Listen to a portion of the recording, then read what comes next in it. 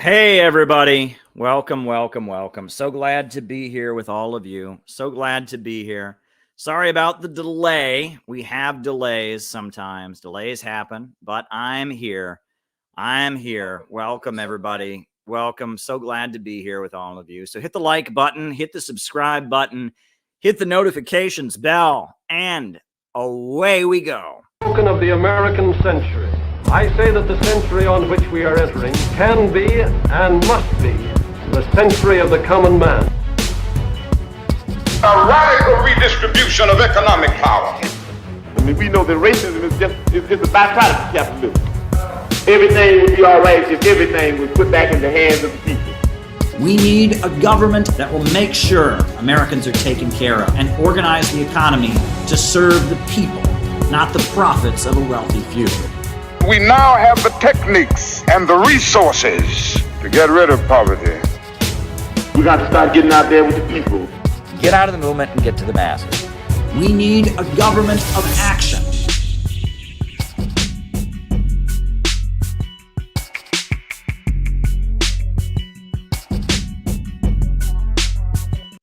Hey, everybody. So glad to be here.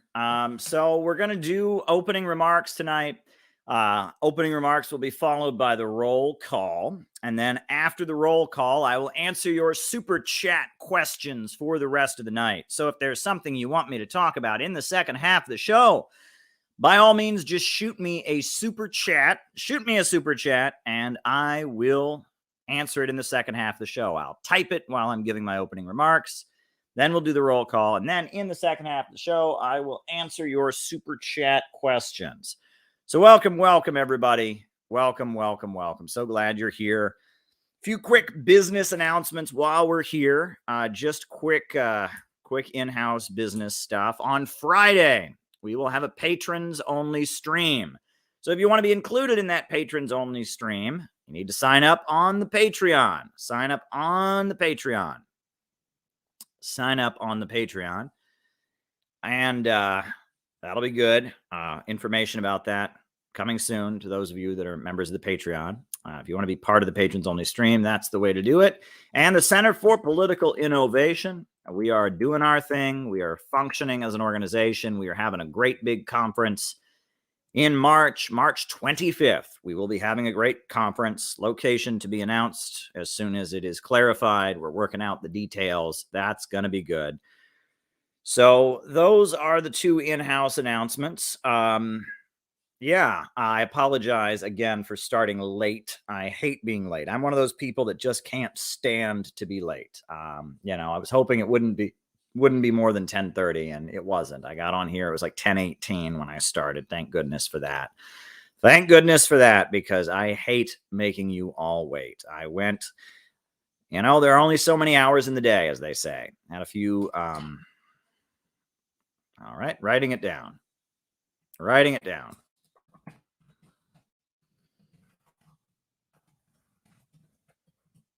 And we only so many hours in the day.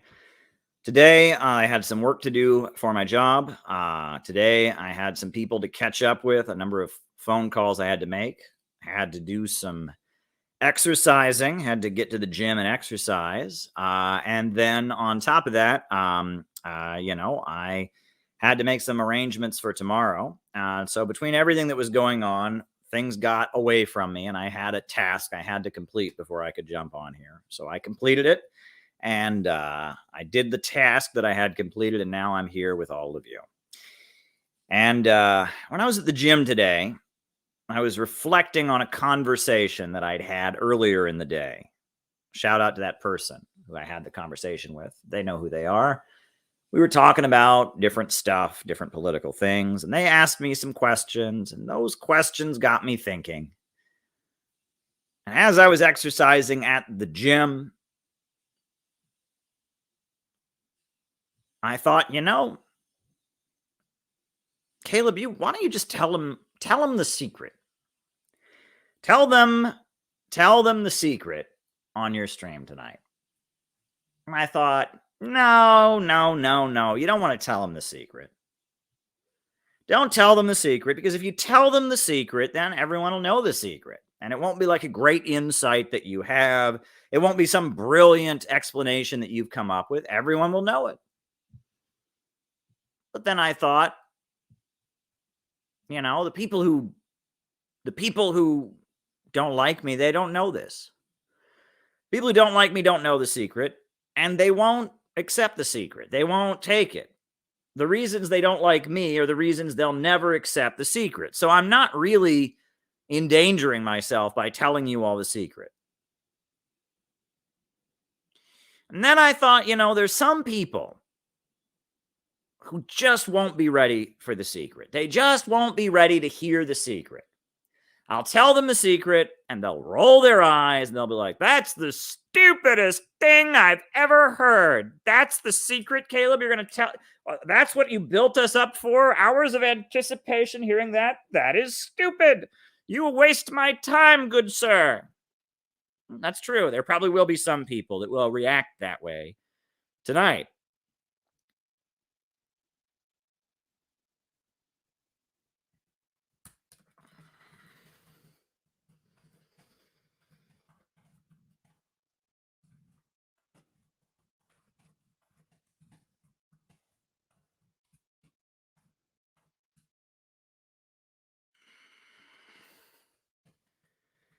There probably will be some people that react that way to what I'm about to tell you all on this stream tonight. And I think, if I had heard this, if someone had told me the secret that I'm about to tell you all, if someone had told this to me 10 years ago, 15 years ago, 20 years ago, I might have laughed at them.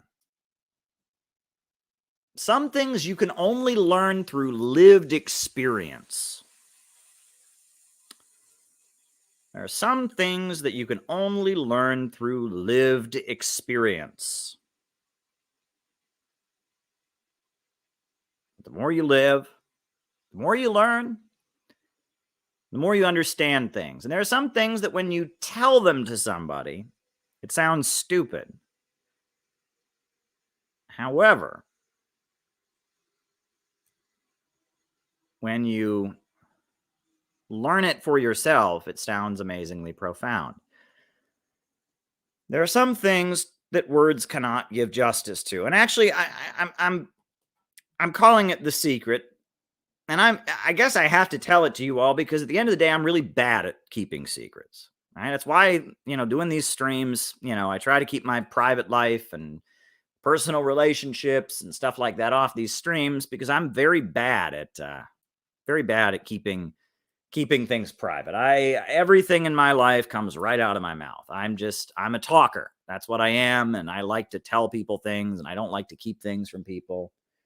So and if this was something that I was going to keep all under wraps, this secret knowledge that only an entitled few who've, read all of my books and are part of my trusted inner circle, only they can get access. Man, I wouldn't be able to do that. I don't have that ability to maintain things. I'm not like they say a good magician never hides his secrets, never reveals his secrets. I'm not a magician. I am not a magician. I'm just a guy on YouTube.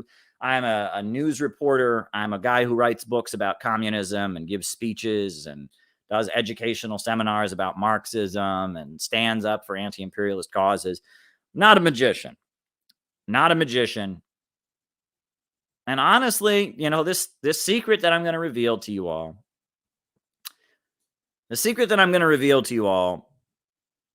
take it or leave it. I mean, if you don't want it, don't take it, right? If it strikes you as stupid when you hear it, fine. Maybe a few years from now, you'll pull it out of your back pocket. You'll understand what I'm saying and it'll mean something to you. And maybe it won't. Maybe it won't. Maybe it won't mean anything to you. Maybe this will just all go right over your head. I don't know. But I'm going to tell you all the secret. I'm going to tell you all a bit of knowledge that is very valuable, that has changed the way I see the world. That in the first 10, 15 years of communist activism in my life, I didn't understand. And when I discovered this, everything changed for me when I discovered this secret. And maybe this secret, maybe it just seems really obvious. Maybe I'll tell it to you and you'll go, duh. But I think you won't. I think if you really think about it,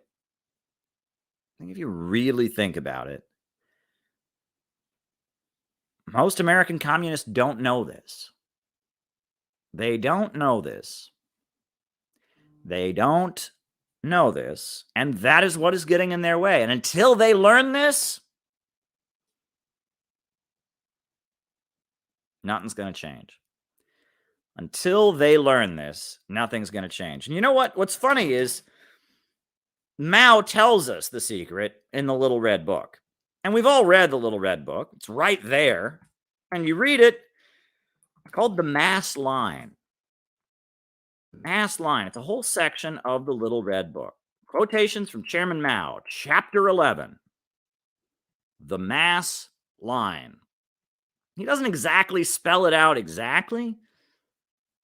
But if you really read what he's saying here, if you really read what Mao Zedong is saying in Chapter 11 of the Little Red Book, he's getting to the secret. Little Red Book, Chapter 11, The Mass Line. Mao writes, "The people, and the people alone, are the motive force of making world history." That is not the secret, but it's pointing to the secret. The next line, Mao writes, "The masses are the real heroes, while we ourselves are often childish and ignorant. And without this understanding, it is impossible to acquire even the most rudimentary knowledge." Again, he's kind of pointing to the secret. Not exactly. He's not spelling it out, but he's basically telling it to you. The next quote, "The masses have boundless creative power, and they can organize themselves and concentrate on places and branches of work where they can give full attention to their energy, and they can concentrate on production and breadth and depth and create more and more undertakings for their well-being." And it goes on to have some of the quotes from the Mao essay that I always quote, Report on the Hunan Province. If you read all the quotes in Chapter 11 of the Little Red Book, they are all in a roundabout way trying to tell the secret. Right? He says at one of the quotes, "We should go to the masses and learn from them, synthesize their experience into better articulated principles, methods, and then do propaganda among the masses and call upon them to put these principles and methods into practice so as to solve their problems and help them achieve liberation and happiness." That's pretty close to just telling you the secret, but it's not the secret.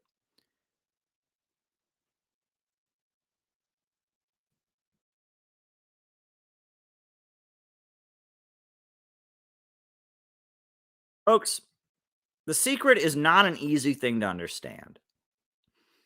The secret is something that on the one hand, people think they already know. They think they already know it. And on the other hand, it's something that nobody knows. It's something that no American communist seems to know. I spend a lot of time feeling like I'm the only American communist who knows this. I know I'm not. There are other communists who know it. And there's a lot of communists who think they know the secret, but they don't know the secret.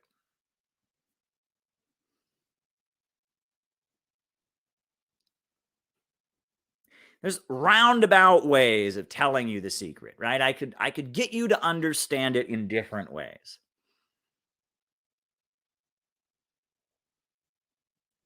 I'm trying to think which example do I get? How do I explain the secret to you? I'm going to use a non-political example. This is a non-political example of the secret. Not about politics. Years ago, I worked at an insurance company. And I never had a license to sell insurance. So I could not sell insurance because I did not have a license. But I worked to arrange meetings where salespeople would sell insurance. one of the salespeople there, who was a licensed insurance salesman, had a book. It was a marketing book that he had. It was a marketing book. And I read it. He lent it to me, and I read his marketing book. And the marketing book had a story that had, again, nothing really to do about politics. The story went like this. The story was that there was a car dealership. And this car dealership wasn't selling any cars. Nobody wanted to buy any of their cars. So they hired a sales consultant to come to the car dealership to help them figure out how to sell cars, what they were doing wrong. So the sales consultant sat down with these car salesmen, sat down with them, and he listened to them talk, and he immediately figured out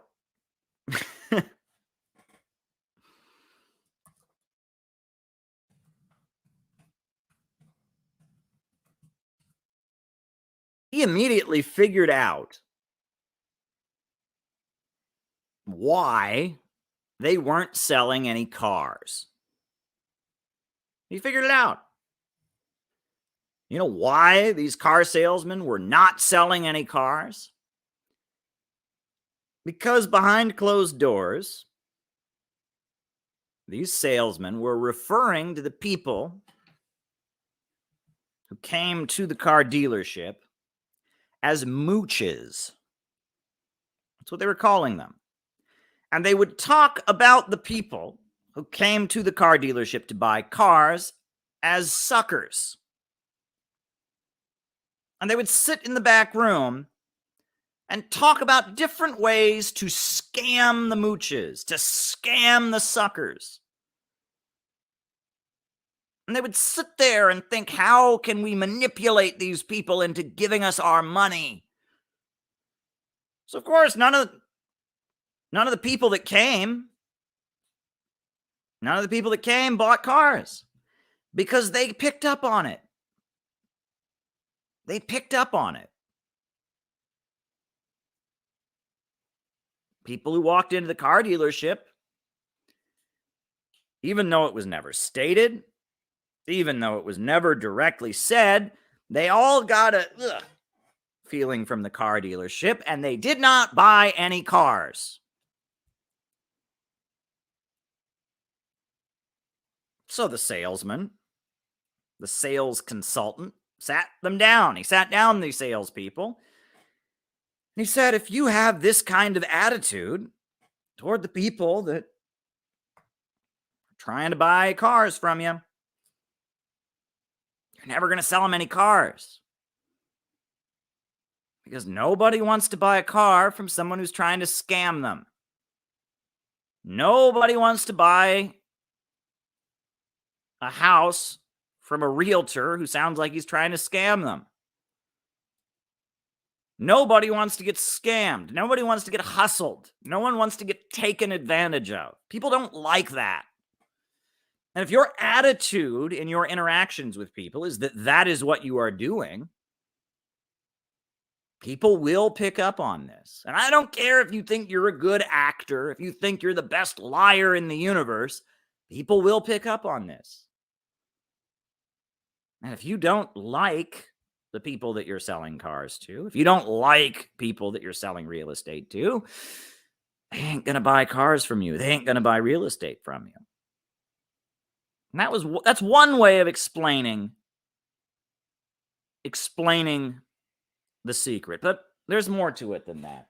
One of the best books I ever read, honestly, one of the best books I ever read was recommended to me by Grover Furr, of all people. It was this book, Young Stalin. It's written by Simon Sebag Montefiore. It's a biography of the man who transformed the Soviet Union from being one of the poorest countries in the world to being a superpower. He raised millions of people out of poverty. He electrified the Soviet Union. He defeated the Nazis. This is one of the most important people in world history. There would not have been a civil rights movement if it was not for this man. If it wasn't for the fact that this man led the Soviet Union and positioned the Soviet Union into aligning itself with the Black liberation struggle in America and exposing the United States for Jim Crow segregation at the United Nations with We Charge Genocide. Wasn't for this man and the amazing work that he did, there wouldn't have been a civil rights movement of any. Martin Luther King Jr. would never have been heard of.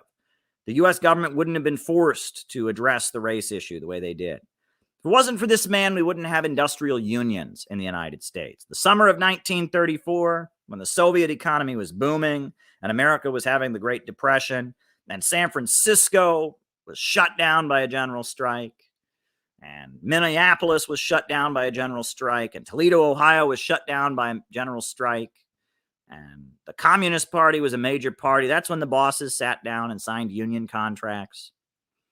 If it wasn't for this man, there wouldn't be industrial unions in this country. If it wasn't for this man, Hitler might never have been defeated.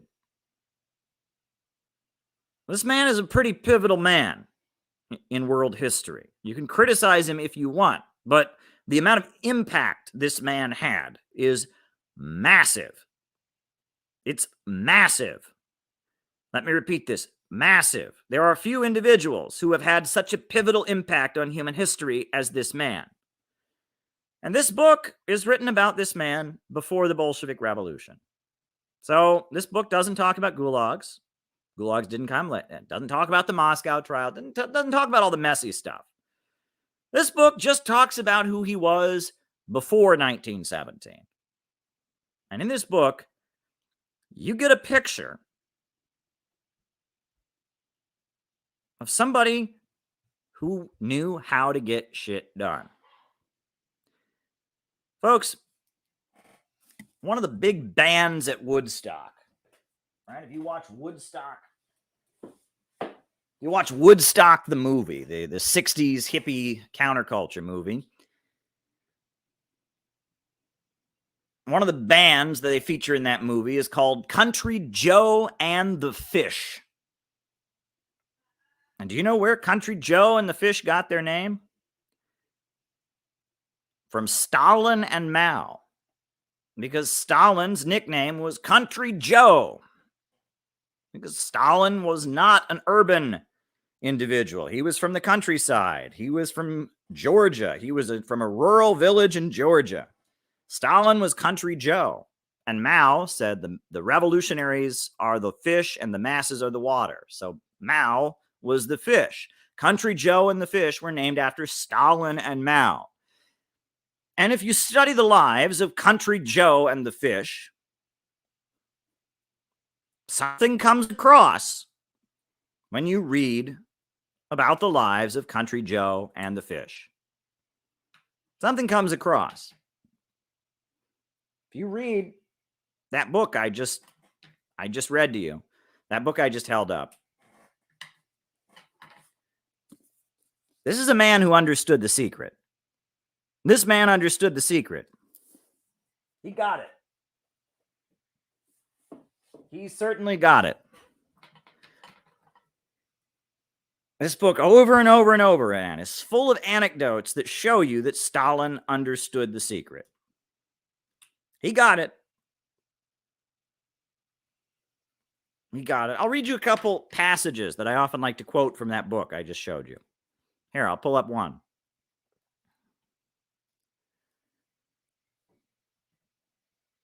Hold on. My favorite passages from that book.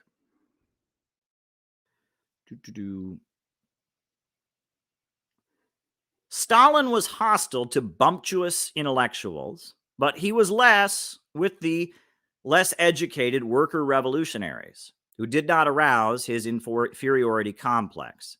He played the teacher, the priest, The workers listened reverently to this young preacher, and it was no coincidence that many of the revolutionaries were seminarists, and the workers often pious ex-peasants.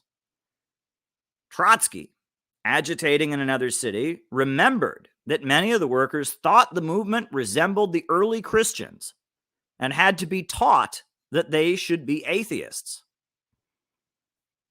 Very interesting. Another story in that book that I think is amazing is that Stalin was, he was exiled. They sent him to Siberia at one point.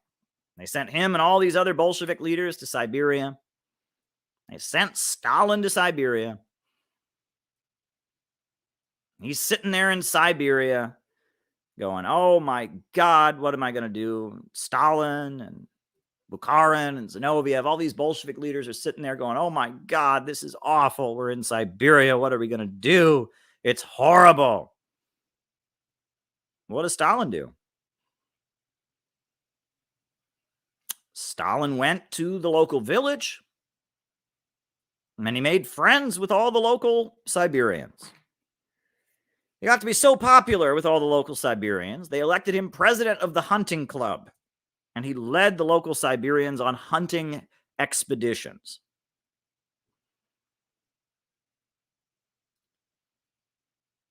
Stalin got it. Stalin understood the secret.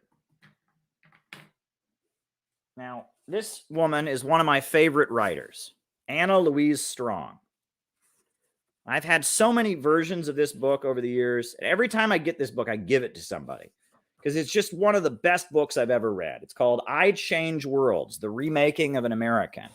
It's the biography of Anna Louise Strong, the great American journalist who spent her life in support of communism in the Soviet Union and in China. I Change Worlds, The Remaking of an American. It's really a great book. And Anna Louise Strong worked directly with Stalin. She was the editor of the Moscow News, which was an English language newspaper in Moscow. She worked directly with Stalin. She had several direct personal meetings with Stalin. And the thing that blew her mind was that Stalin didn't talk. Right? She's the great leader of the country. And she and a group of other people would be brought into a meeting, and Stalin, the great leader of the country, would walk in and he would sit down and he wouldn't say a word. He was silent. He didn't say anything. And person after person after person would talk in the meeting. And he would sit there and he would listen to every person who was speaking. And he would look directly at them and digest every word that they were saying. And just listen to them, not say anything. And person after person would talk, and Stalin would be intently listening the whole time. And he wouldn't be taking notes, jotting things down. No. He gave them their full attention. He just looked at them and he listened to them. And person after person would talk. And after every single other person in the room had spoken, then Stalin would speak. He would then talk. And he wouldn't say very much. But what he said would blow everyone's mind, because the whole time that everyone else was talking, he was digesting the information, every word of it. He was swallowing it and processing it and comparing it to what he heard from the next person and what he heard from the next person. And then, after listening to every single person in the room, he would synthesize all of it in his mind. And then he would talk, and he wasn't going to try to impress them all with his oratory skills. He wasn't going to try to show them all how smart he was. He was just going to say, based on what I've heard today, this is what we would do. And it would be amazingly profound, but he wasn't showing off.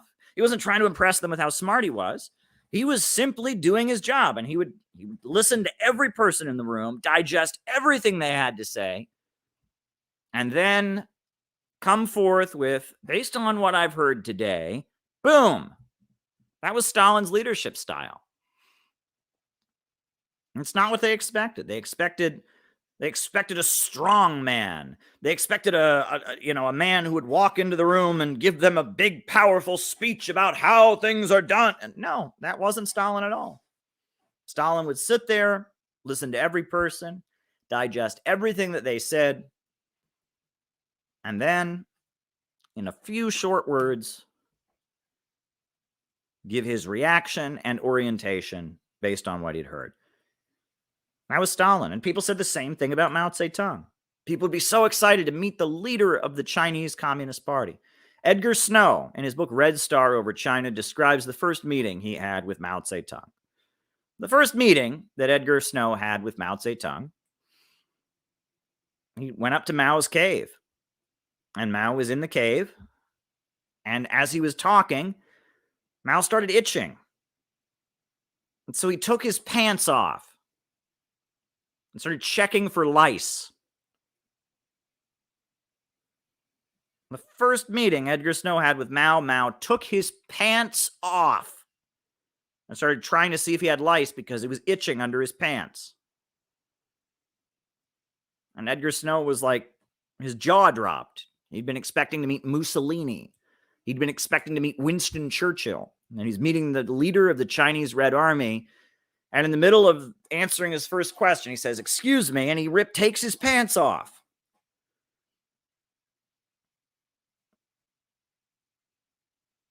I'm getting to the secret.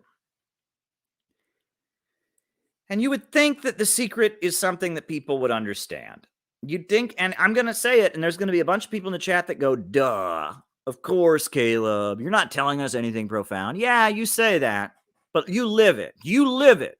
You live it. And then you can say duh to me. But I want to see you live it. I want to see you live it. And then you can tell me it's not profound. I want to see you live the secret.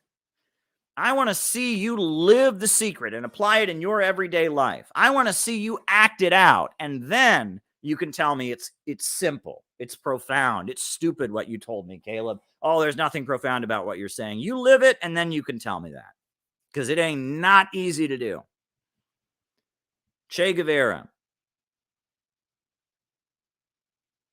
Che Guevara spelled it out in his own way. Didn't exactly say it, but the way that Che Guevara said it, he said, revolutionaries are motivated by great feelings of love. That's a one way of putting it. It's not exactly how I would put it, but that's the point. That everything we do is done out of great feelings of love. Okay, but love for who? Sam Marcy, the founder of the Workers' World Party. He was quoted to me as saying that a communist is someone who can talk with anyone. A communist is someone who can talk with anyone. It's true. Right? A good communist can talk to anyone. They don't just talk to them about anything. They talk to them about something. Another great communist told me that when I meet someone, I should ask them about their job. It's important that when you meet somebody, you ask them about their job. And that's not simply a way of, showing them you care. That's a way of gaining knowledge. Because as a communist, if your job is to organize workers, you need to know what goes on in the life of workers. And so when you meet someone, you should have them describe for you what a typical day at their job is like. And you should be able to know what a typical day is like for many, many different professions, many, many different jobs. You should know what they do. That's one way of getting at it, but it's still not it. We're still not getting here. There's so many different angles to see this from. I'm explaining the secret to you in so many different ways. Here's another one.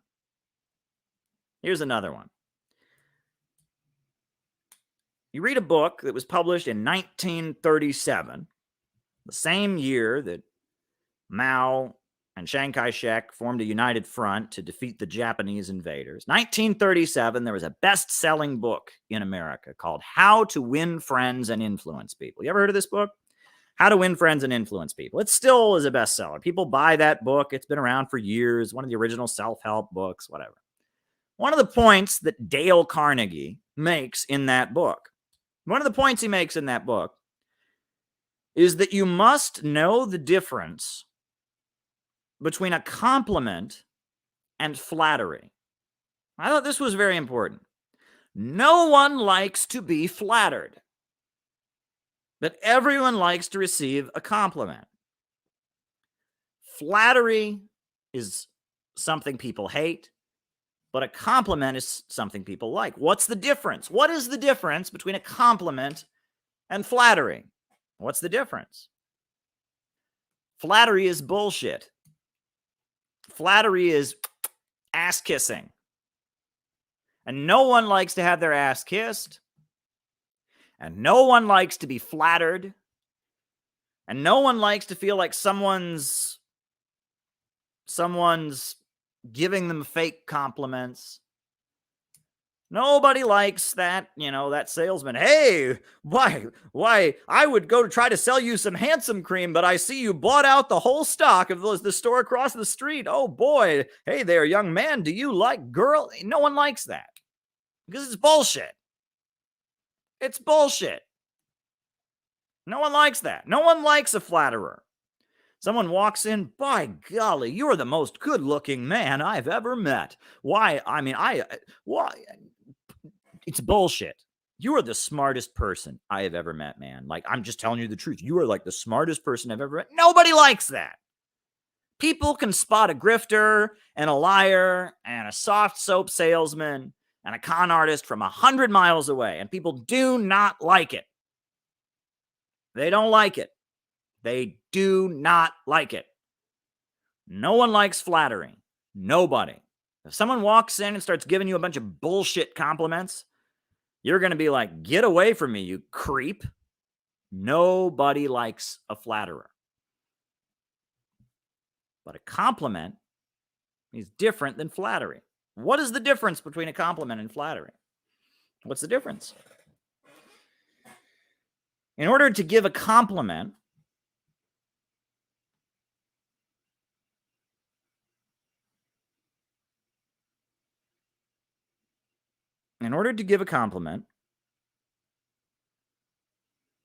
you have to mean it. You have to mean it.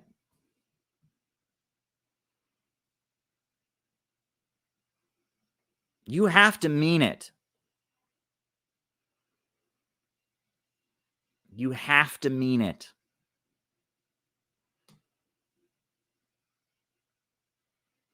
You have to mean it.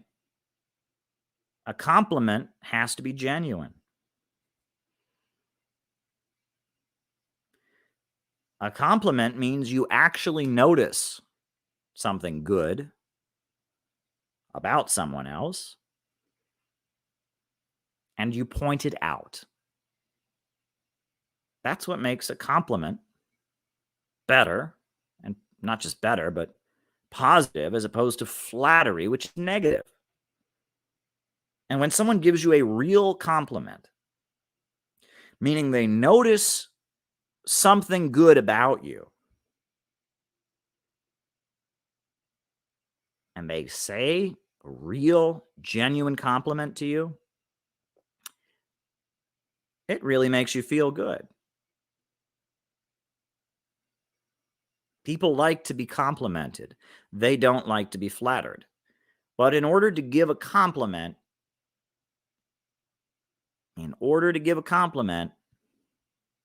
you have to mean it, which means you have to notice good things.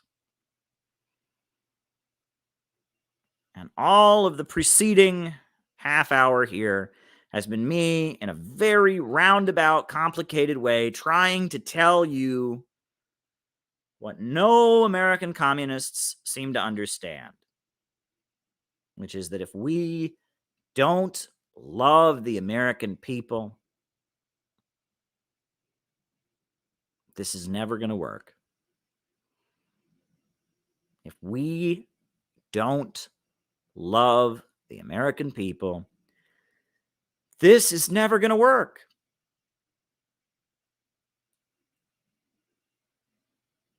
You have to love the people that you're fighting for.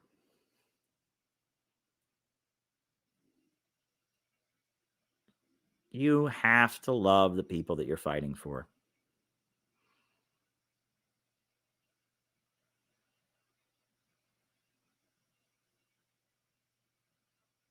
You have to love them. And nobody seems to get that. Nobody seems to get that. People, and you can't just love the idea of them.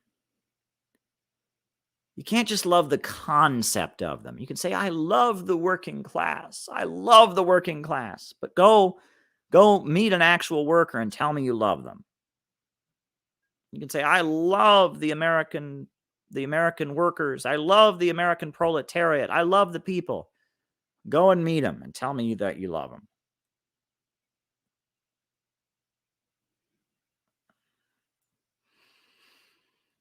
The reason that Stalin was able to make the Soviet Union into a world superpower, that defeated the Nazis, that raised millions of people out of poverty, was because Stalin loved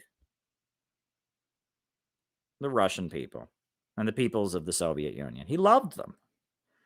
And he didn't just love them. He had an intense, burning love for them.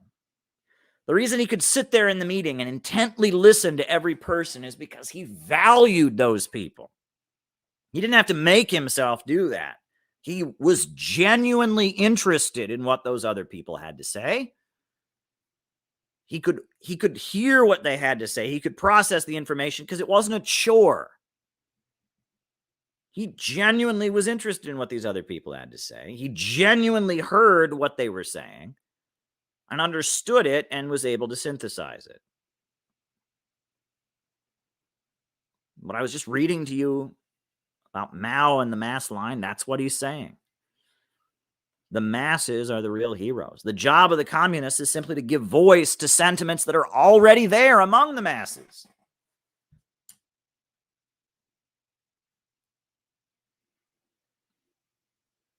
And if this is going to work, there's any hope for communism coming to the United States, you've got to love the people. And that's the secret. And again, there's a bunch of you that are saying the secret is you got to love the people, Caleb. That's lame. That's lame. Well, yeah, you go live it. You go live it. You go build an organization now. You go out and distribute communist literature among the masses and love them. You go get told to go fuck yourself and go back to Russia and you love them. You go knock on people's doors and have people slam the door in your face and you love them. You go organize big events and fight with other people and have other people betray you and insult you, and you love them.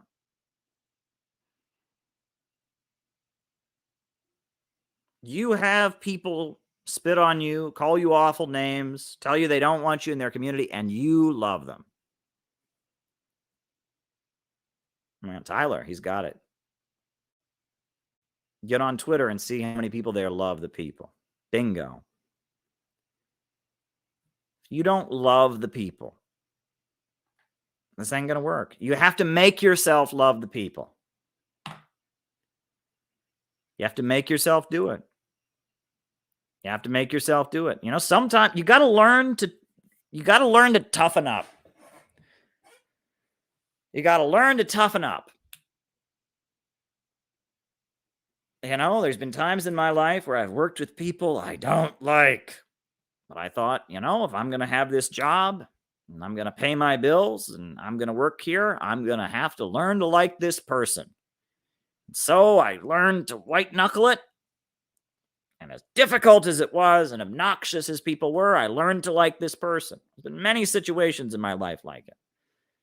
But I made myself like somebody. I made myself notice their good qualities. I made myself, as much as they got on my nerves, as much as they annoyed me and frustrated me, I made a point. I made a conscious effort to find goodness in them that I could like. And I liked them. And it made my life a lot easier.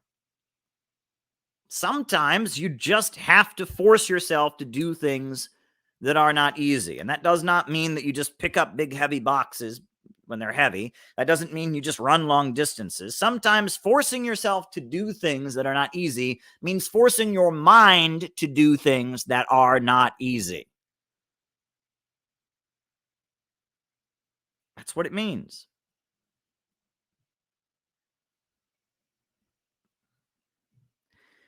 It means there are things that it's not easy to do, emotions that it is not easy to feel, but you override those emotions.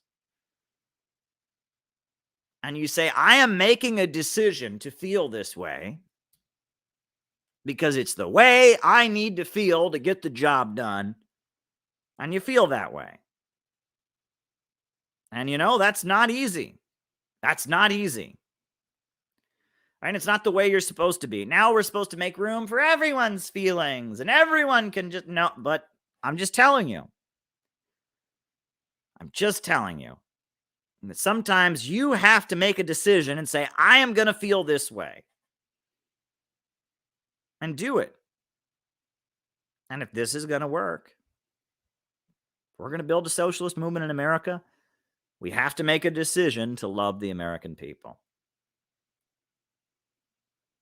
We have to make a decision to love the American people. We have to be able to look at a map, see all 50 states on that map, and say, I love these people. I love them. They may not love me. They may not even know what to make of me. They don't know I exist. They don't comprehend my ideology and my message. Doesn't matter. I love them. And I'm going to look past all their flaws. I'm going to look past the fact that they can't find their country on the map or can't find on a map all the countries we're bombing. I'm going to look past the fact that they don't understand our ideology. I'm going to look past all of that, and I'm going to love them. Because that's my job as a communist. My job as a communist is to love these people and to love them so much that I can mobilize them to fight for their own interests, to fight for things that they want, things that not what I want, what they want, in a way that only I can give it to them. That's the mass line, from the masses to the masses. We find out what the masses want, and we find out a way that we as communists can give it to them.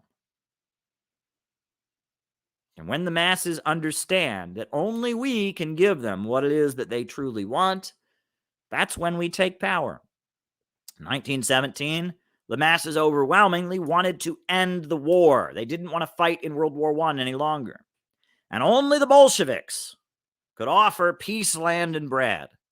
And when it got to the point that the masses overwhelmingly wanted to end the war, but there was only one political party that could bring them the peace, land, and bread that they wanted, the Bolsheviks took power. And when the people of China and the peasantry were rising up against their landlords and revolting, they wanted land. They wanted respect. The peasants were tired of being degraded. There was only one party that could give it to them. When Japan invaded China, Chiang Kai-shek pulled back. He didn't want to fight them. But there was one party that said, we're going to do everything we can to drive the Japanese invaders out of the Chinese mainland. And that party was the Communist Party. And that's why after World War II, they controlled a big chunk of the country.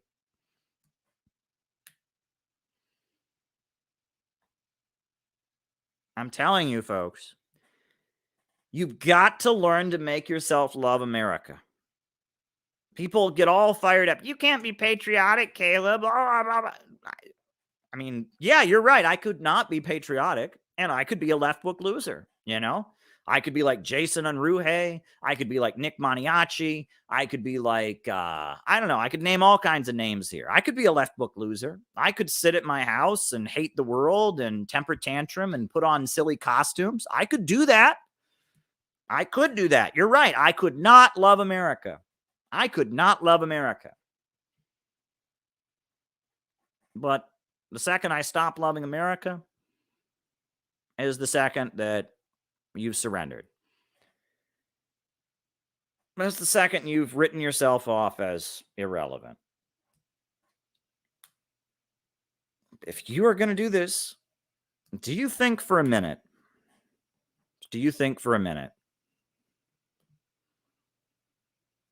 that do you think Fidel didn't love the Cuban people? Do you think the Cuban Revolution would have happened if Fidel Castro had said, all these Cubans are a bunch of racist, sexist Euro settlers. They're all stupid. They don't understand Marxism like I do. Think that would have made the revolution? You got to love the people. And if you are going to be a serious political force in America, you got to love the American people. All of them. As much as you can. All of them. And it took me years to figure this out. And again, if someone had sat me down when I was 20 and told me this, I would have laughed at him and said, of course you do. Duh. And I wouldn't have gotten it. And there are other points in my life. You would have sat me down and told me this, and I would have gotten angry with you and said, how can you love these people? They're evil. They're awful. Well, I didn't get it. Until you really get this. Until you really get this. Your chances of ever organizing anything successful or getting a real socialist movement going are hopeless. And folks, that brings me to a part of this lecture that's going to be controversial. Right? And I respect every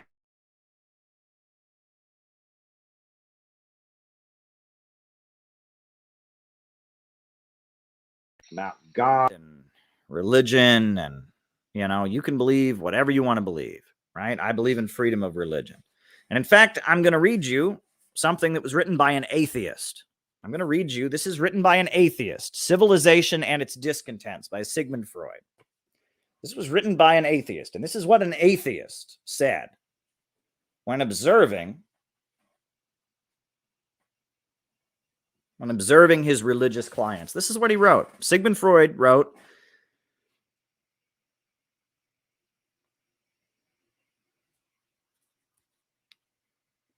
there consists a peculiar feeling which he's describing religious clients. He says, there consists a peculiar feeling which he himself is never without, which he finds confirmed by many others, and which he may suppose is present in millions of people. It is a feeling which he would like to call a sensation of eternity, a feeling of something limitless, unbounded, as it were, oceanic. The feeling, he adds, is purely a subjective fact, not an article of faith, and it brings with it no assurance of personal immortality.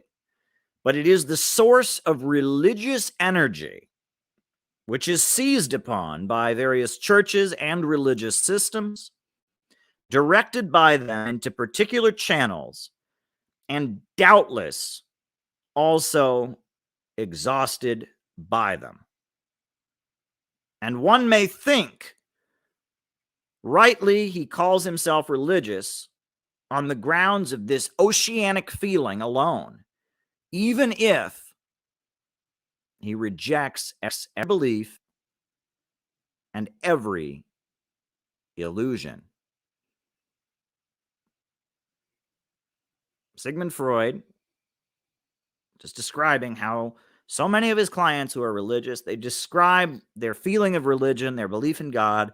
It's not based on a logical argument about God exists. It's not based on, carefully, investigating the Bible. No, it's based on a feeling which he would like to call a sensation of eternity. a feeling of something limitless, unbounded, oceanic, a feeling that's purely a subjective fact and not an article of faith. And it brings no assurance of personal immortality. But it's the source of energy which is seized upon by various churches and religious systems. And one may call himself religious on grounds of this oceanic feeling alone, even if one rejects every belief and every illusion. And Freud he can't relate to this at all. He can't relate to it at all, but he says that client after client that he sees that believes in God, they say their belief in God it's not logical. It's this connection, this sensation of eternity, this feeling of something limitless, unbounded, and oceanic. That's Sigmund Freud. That's an atheist. He's describing something there. He's describing something there.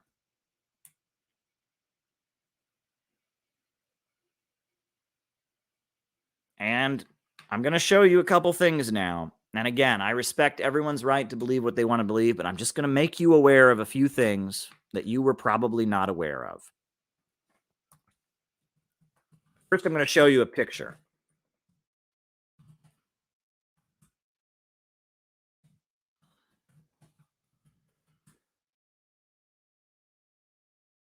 This is a picture from Beijing.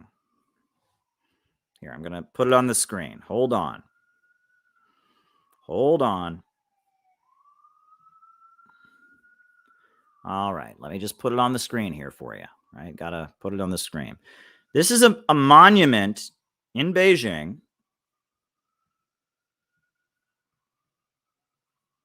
This is called the Monument to People's Heroes. The Monument to People's Heroes. And it's in Beijing, in Tiananmen Square. And at the first session of the Chinese People's Consultative Conference, on November 30th, 1949, they decided to build it. Keep in mind, the Chinese Revolution was victorious on October 1st. On November 30th,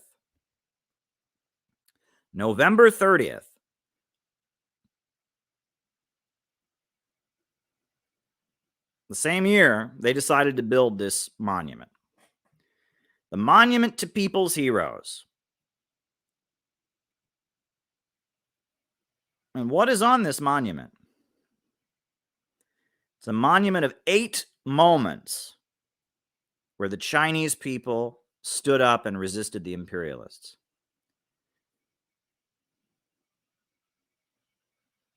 The first one is the destruction of opium at Human.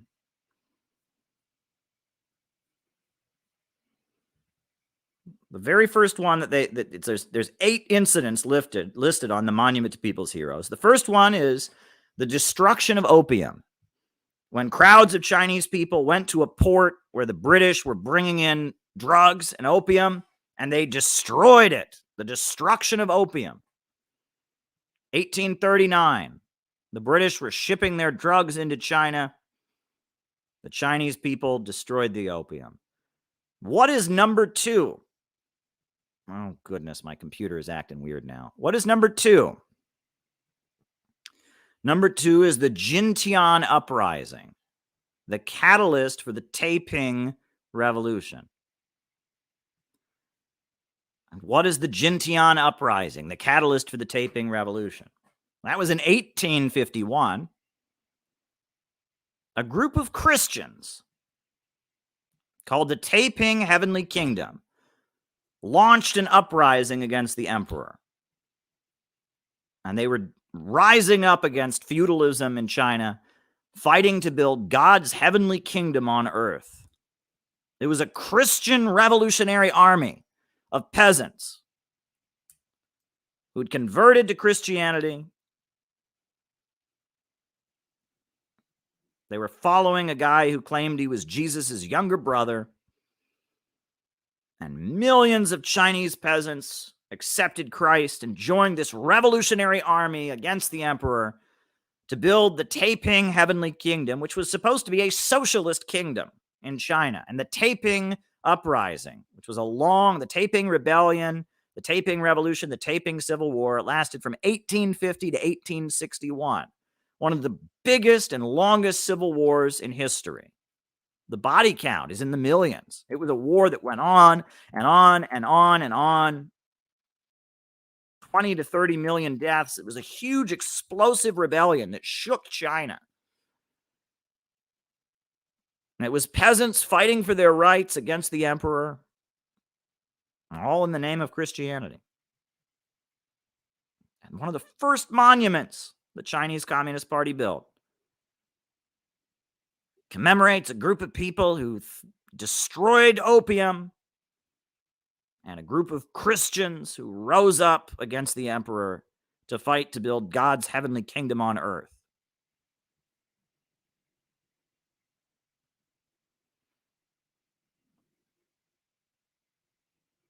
You would not know that there's a big monument in Tiananmen Square to millions of Christians who fought against feudalism, fought against oppression. But there is. In Tiananmen Square, there is a monument to millions of Chinese peasant Christian socialists who rose up against the emperor and his old system. Everything we're told about communism, communists hate Christianity, communism's anti-God. There is a monument. And this Taiping Rebellion was a huge influence on Mao. Huge influence on Mao.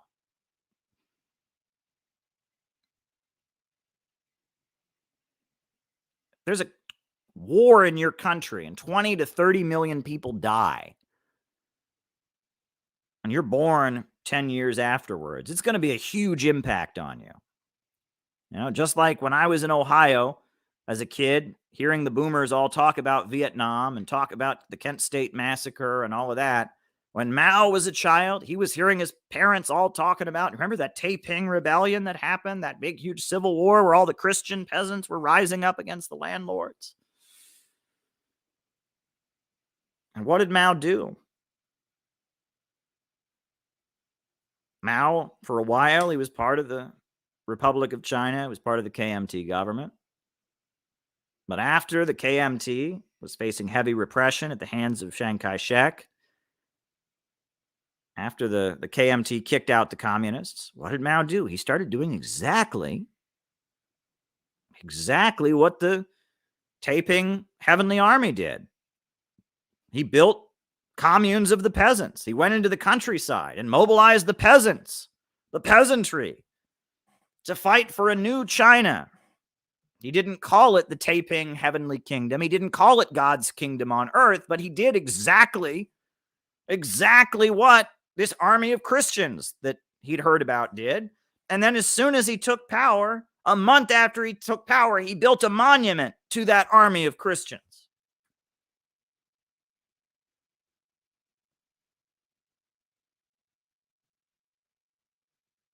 I'm just telling people.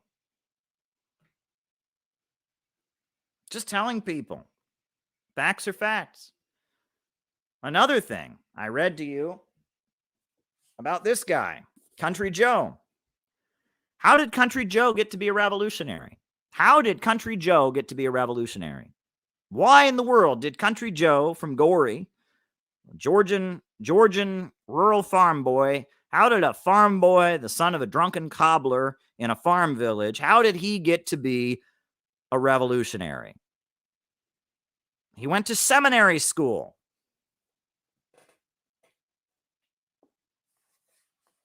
These are the facts. I'm just telling you the facts.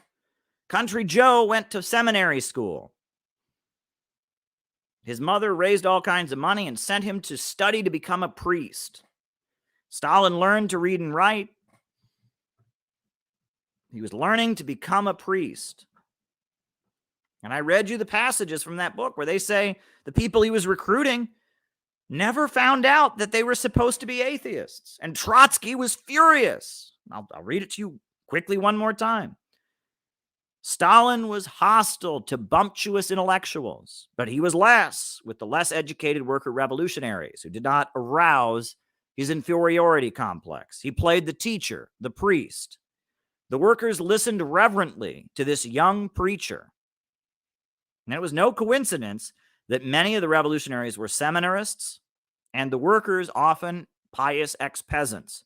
Trotsky, agitating in another city, remembered that many of the workers thought the movement resembled the early Christians and had to be taught that they should be atheists. So Stalin recruited all these people, and he's recruiting them to the Communist Party, to the Bolsheviks, and he just darn forgot the part about not believing in God. Slipped his mind, and it's driving Trotsky crazy. God, you forgot to tell all these people we're atheists. Stalin, can you get your shit together? That's a little weird, isn't it? A little odd. All these people are joining the Communist Party, and they think it's a lot like Christianity. And it's not until they meet Trotsky and he shows up and says, "You guys are atheists." Oh, Stalin, can you stop recruiting Christians? Can you stop telling people it's okay to have their religion?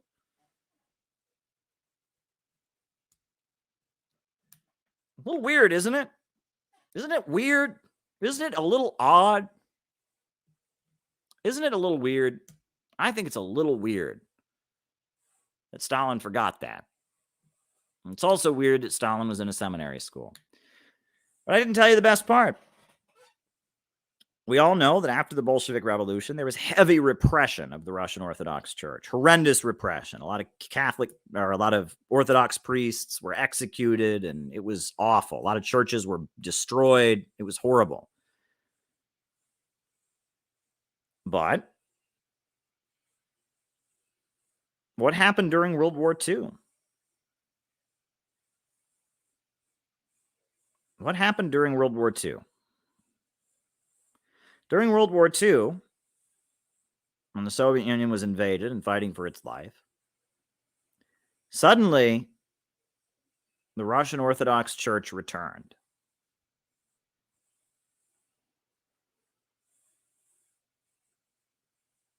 Stalin brought back the Russian Orthodox Church. He brought the church back. He legalized the church. He brought it back.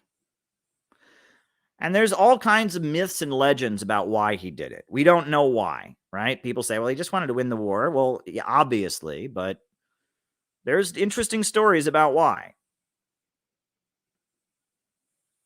There's legends that some child in a village went to Stalin and said, "I've got a message from God. An angel came to me. He said the only way we can defeat the Nazis is if you bring the church back." And Stalin was so moved and he brought the church back. We don't know. We don't know what went into that decision. We do know that they made a movie during World War II, a very good movie, which you can watch for free on the internet. It's called Ivan the Terrible. And you can go watch Ivan the Terrible. And it's a deeply religious film. And this film was shown all over Russia. And it was about Ivan the Terrible, the Tsar, the great Tsar who unified the peoples of the Russian Empire. And the film is full of very complex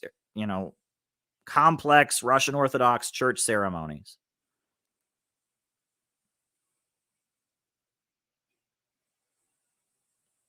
And that brings me back to Sigmund Freud. Right? This whole book, Civilization and Its Discontents. It's a very short book. You can go read it for yourself. I don't endorse its content, but I think it makes some astute observations. In Civilization and Its Discontents, Sigmund Freud is talking about religion. And he's talking a lot about religion. He can't understand his religious clients, this feeling of oneness, this oceanic feeling. What is it? Towards the end of the book,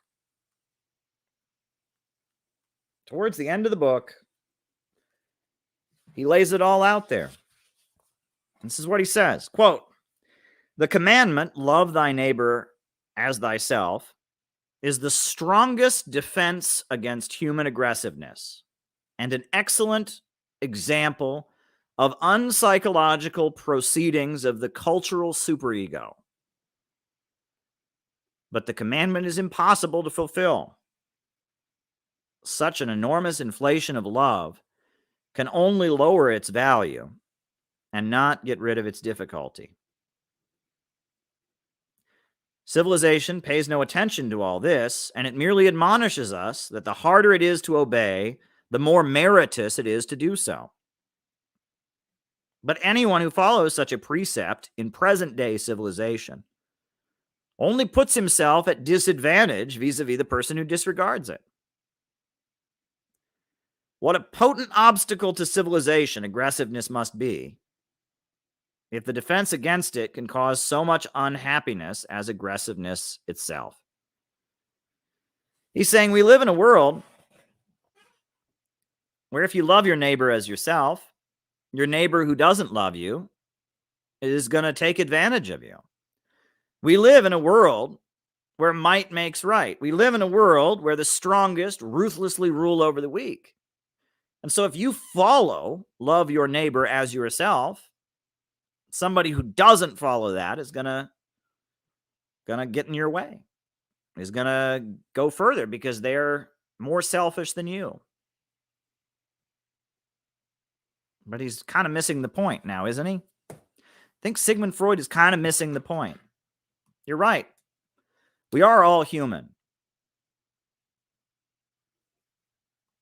We are all human.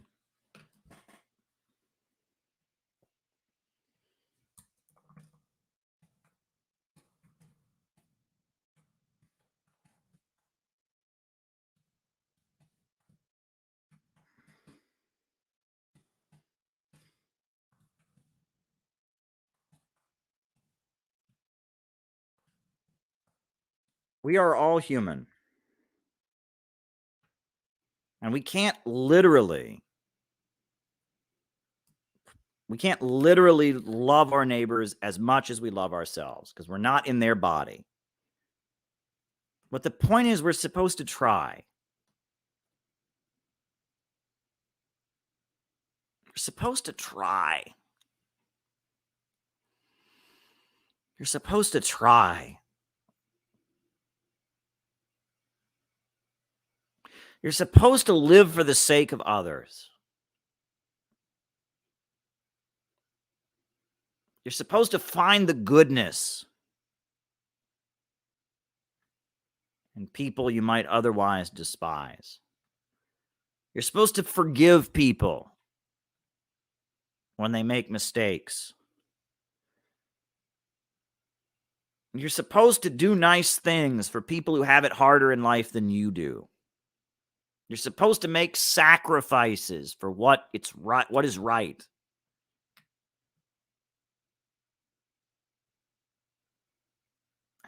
It's not easy. And you know what? You can never do it. You can never completely do it. Freud's right about that. But that doesn't make it stupid. That doesn't make it stupid.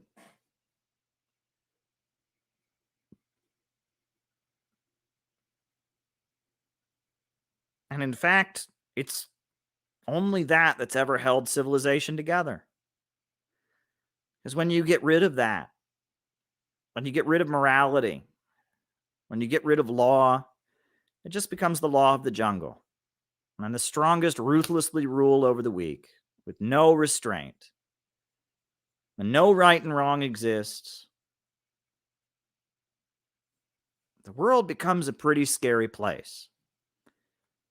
That's what America is turning into. America is turning into a place where right and wrong do not exist. And it's getting scarier every day. We are seeing the fruits of this kind of thinking. Freud says, love your neighbor as yourself is stupid. You can't do that, so why do it? It'll just make you feel guilty. Why try? We are getting closer and closer and closer to that every day. More and more, this kind of thinking is taking over. And it's getting terrifying.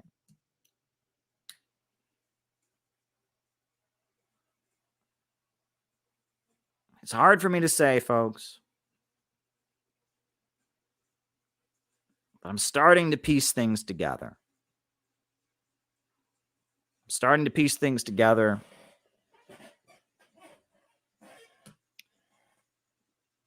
hard for me to say. But you know, for Karl Marx to hate God,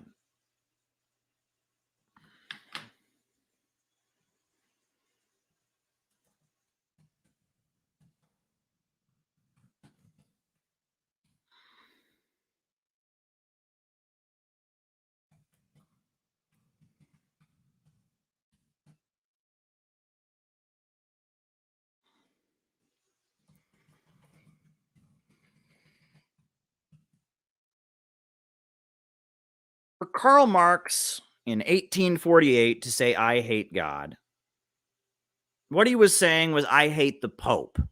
What he was saying was, I hate the government that forced my family to convert against their will so that my dad could keep his job.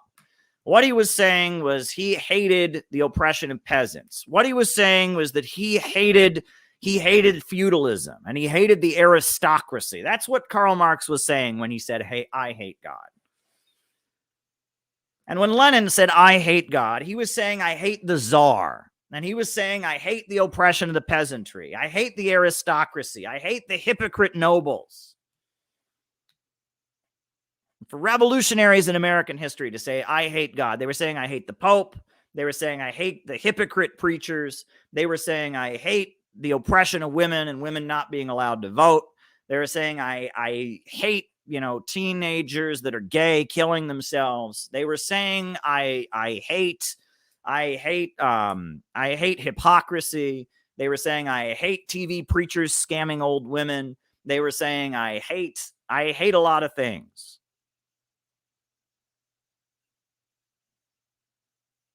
And so much evil has been done in the name of God.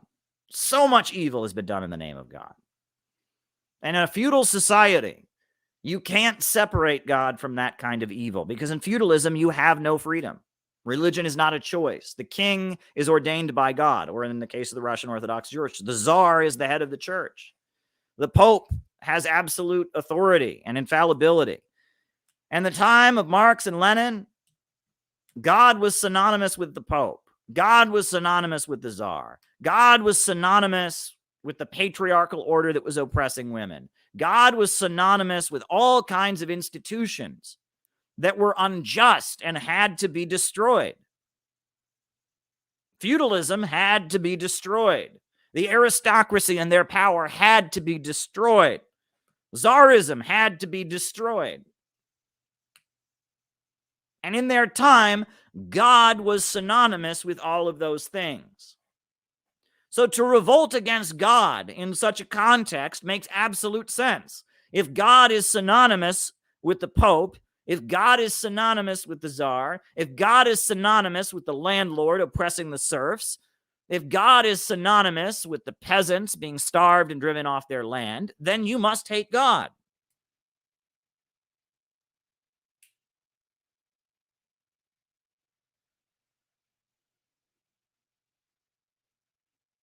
Makes sense in that context. But a revolt against God, in a way, was necessary, because God had to be separated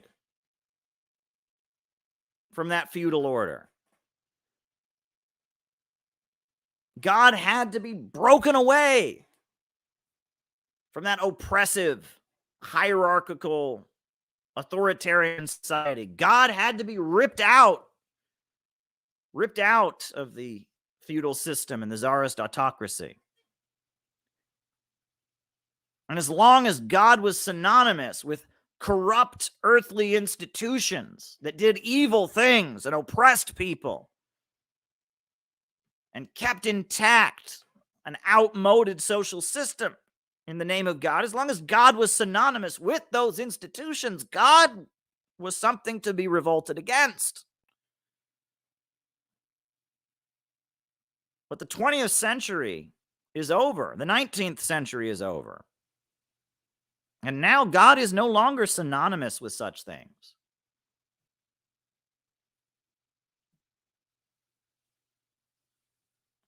Now No one's making you believe in God. In fact, you don't have to believe in God. Atheism is rising higher than ever. You go to college nowadays, if you say you believe in God, people think you're stupid. Oh, you believe in God? You must be dumb. Now it's very easy not to believe in God. Now God has been removed. All those earthly institutions that once invoked the name of God to do their evil things, it's done.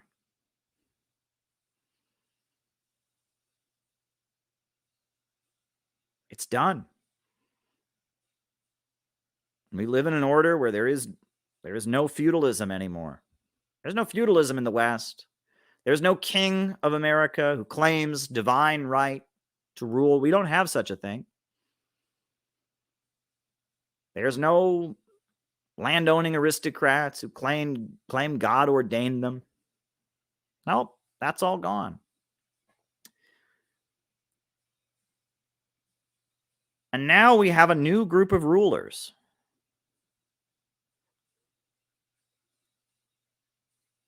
A new group of rulers. Some of whom claim to be religious, some of whom don't. But we know what they believe.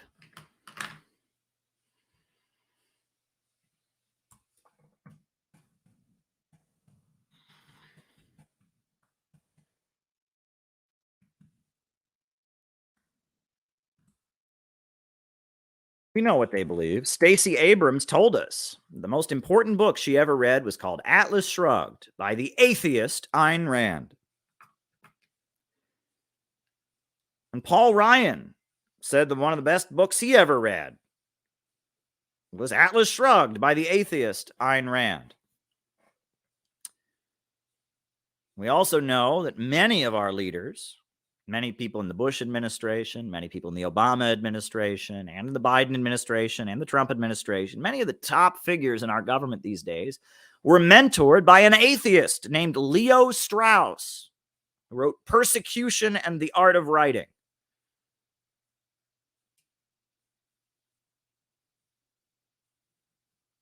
We're ruled over by a group of atheists.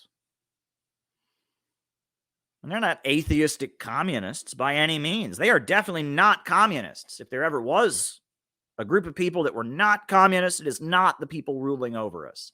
Stacey Abrams is not a communist. Joe Biden is not a communist. John Bolton is not a communist. We're ruled over by a group of atheists. But they are not atheistic communists. They're more in line with this. We are ruled over by a group of people who think love your neighbor as yourself is for suckers.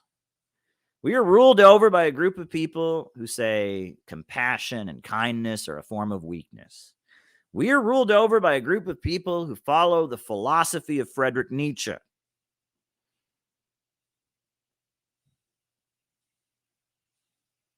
That's who rules us in America right now. A group of people who say that Christianity is just the revolt of the weak against the strong. They call it a Jewish slave religion. That's what Nietzsche called Christianity. That's who rules us.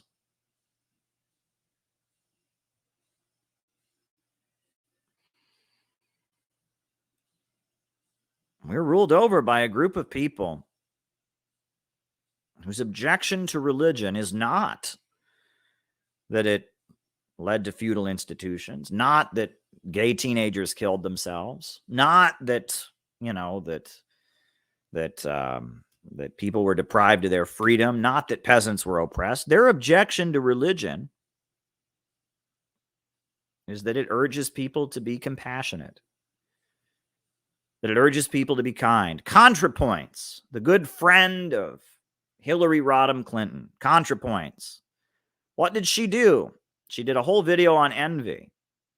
And in her video on envy, she just went through Friedrich Nietzsche's Beyond Good and Evil.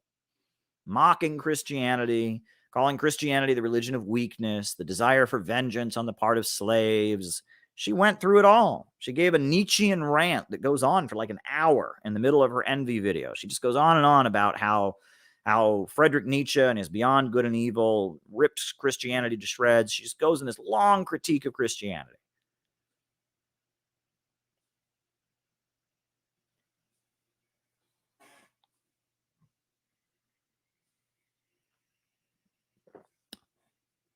Folks, I'm here to tell you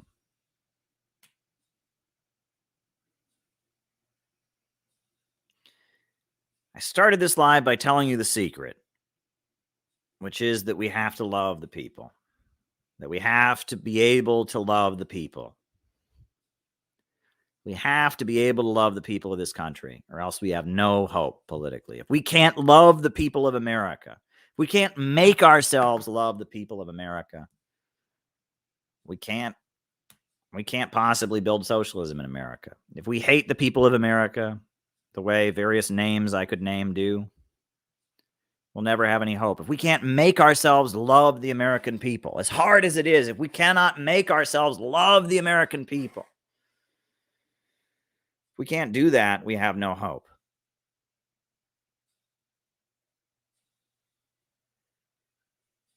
And I'm telling you, I think the way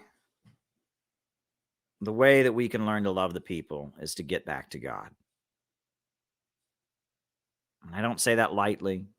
I don't say that demagogically. I'm not telling you to get back to your pedophile priest.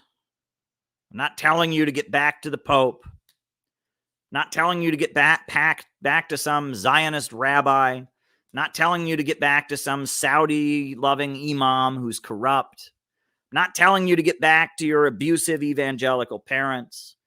I'm not telling you to get back to some corrupt institution. I'm not telling you to get back to I don't know, some TV preacher. I'm not telling you to get back to Joel Osteen. I'm telling you that if we're going to learn to love the people, if we're going to push back against the evil of the liberal order,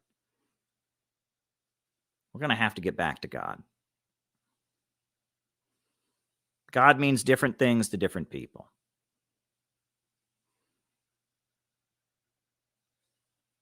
God means different things to different people.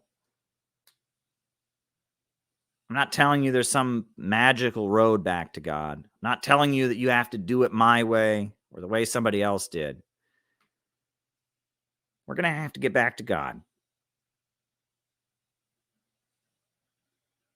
That's what we're going to have to do. I mean, I don't see a way around it. I'm going to show you this clip. Hold on. I'm going to show you this clip recently. This is a clip from Hugo Chavez, the leader of Venezuela. Listen to what he says. Listen to what he says. Hugo Chavez, leader of Venezuela. It's got subtitles. Don't worry. But this leader of Venezuela, in this clip, he says, Hugo Chavez, the founder of Bolivarian socialism, the great leader of the socialist movements in Latin America. If I can just get to this clip. Hold on. He describes conversations he had with Daniel Ortega, the founder of the Sandinista Revolution. And in this clip, you can see it for yourself. This is what he says.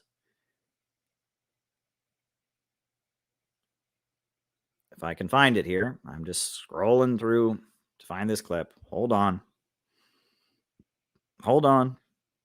Hold on. Thank you for your patience, everyone.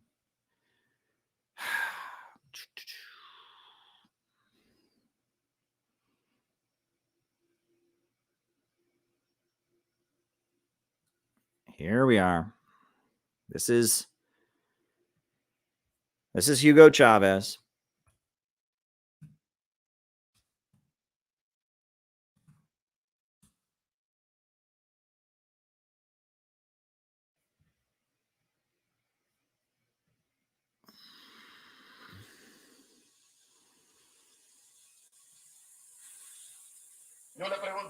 Hold on. Just pulling up the clip here. This is one of the dangers of speaking spontaneously, right? This is one of the dangers of speaking spontaneously, is you're often not prepared. You just kind of speak from the heart. This is Hugo Chavez, the founder of Bolivarian socialism, the leader of the Venezuelan socialist movement.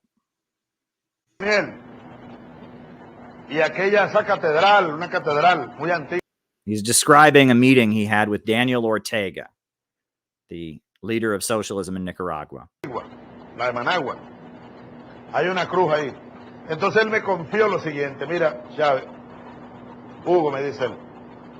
Fíjate, aquí mismo estaba Fidel hace 17 años. 27 años. Cuando se cumplió el primer aniversario de la revolución, es decir, 19 de julio de 1980. So on the first anniversary of the Sandinista Revolution in 1980, Fidel Castro was standing with Daniel Ortega in front of this big church. Fidel fue a Managua y ahí mismo hicieron un acto.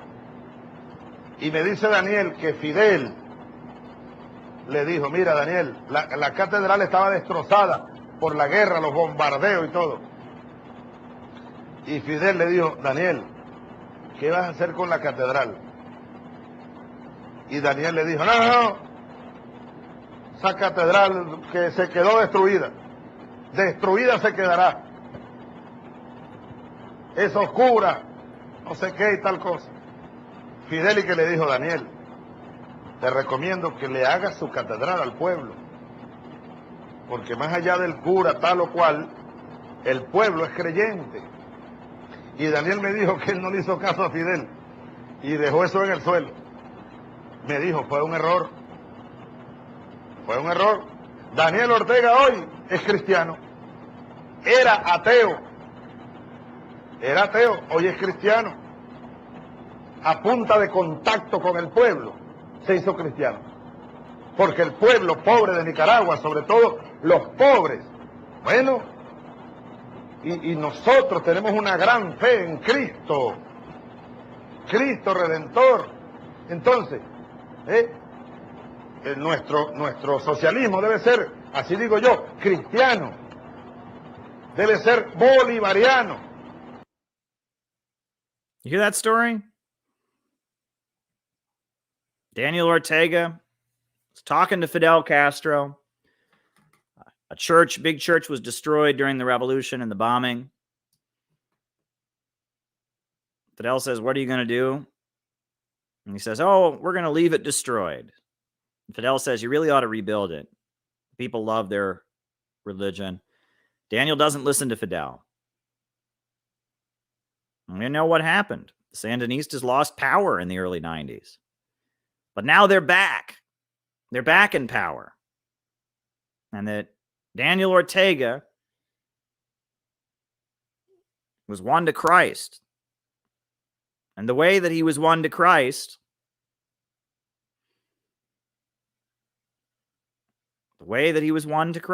was through seeing how important it was to the people that he was fighting for, the people that he loved. What kept them going was their faith.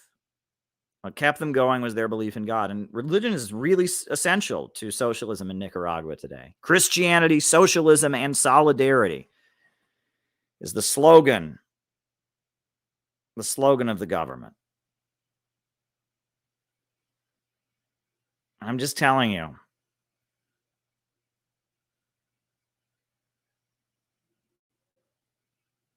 The point of my presentation tonight is that if we're going to make socialism work in America, we have to learn to love the people. And that for me, and for many of us, maybe not all of us, but for many of us, learning to love the people is going to mean getting back to God. It's going to mean rediscovering that oceanic feeling, that feeling of oneness, that feeling that Sigmund Freud just couldn't relate to. That feeling of being attached to everything in the universe. That feeling of being part of the greatest power in the world. that if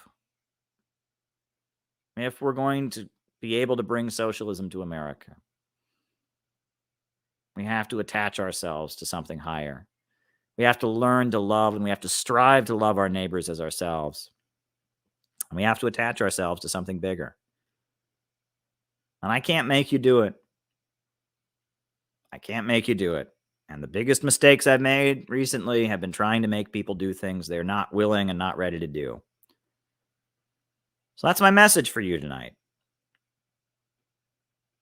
I felt like saying it. A conversation I had earlier tonight got me thinking.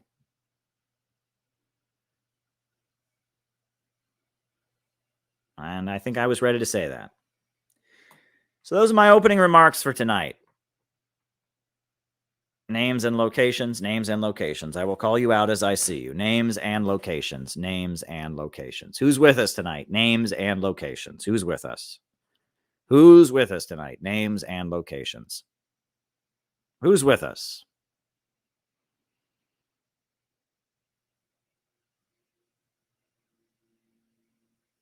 New Zealand. Oh, YMX from New Zealand. Richmond, Virginia. Very, very good. David Reynolds in Hamilton, Ontario. Mark in Mission, Texas. Riverside County. Temple City, California. Chris in Salt Lake City. John McCarthy in Chicago. St. David's, Bermuda. Colorado. Robert from Hawaii. Pancho. Houston, John Whitty. Jenny from Cincinnati. Yada Yisrael. Kelly in Waterville, Maine.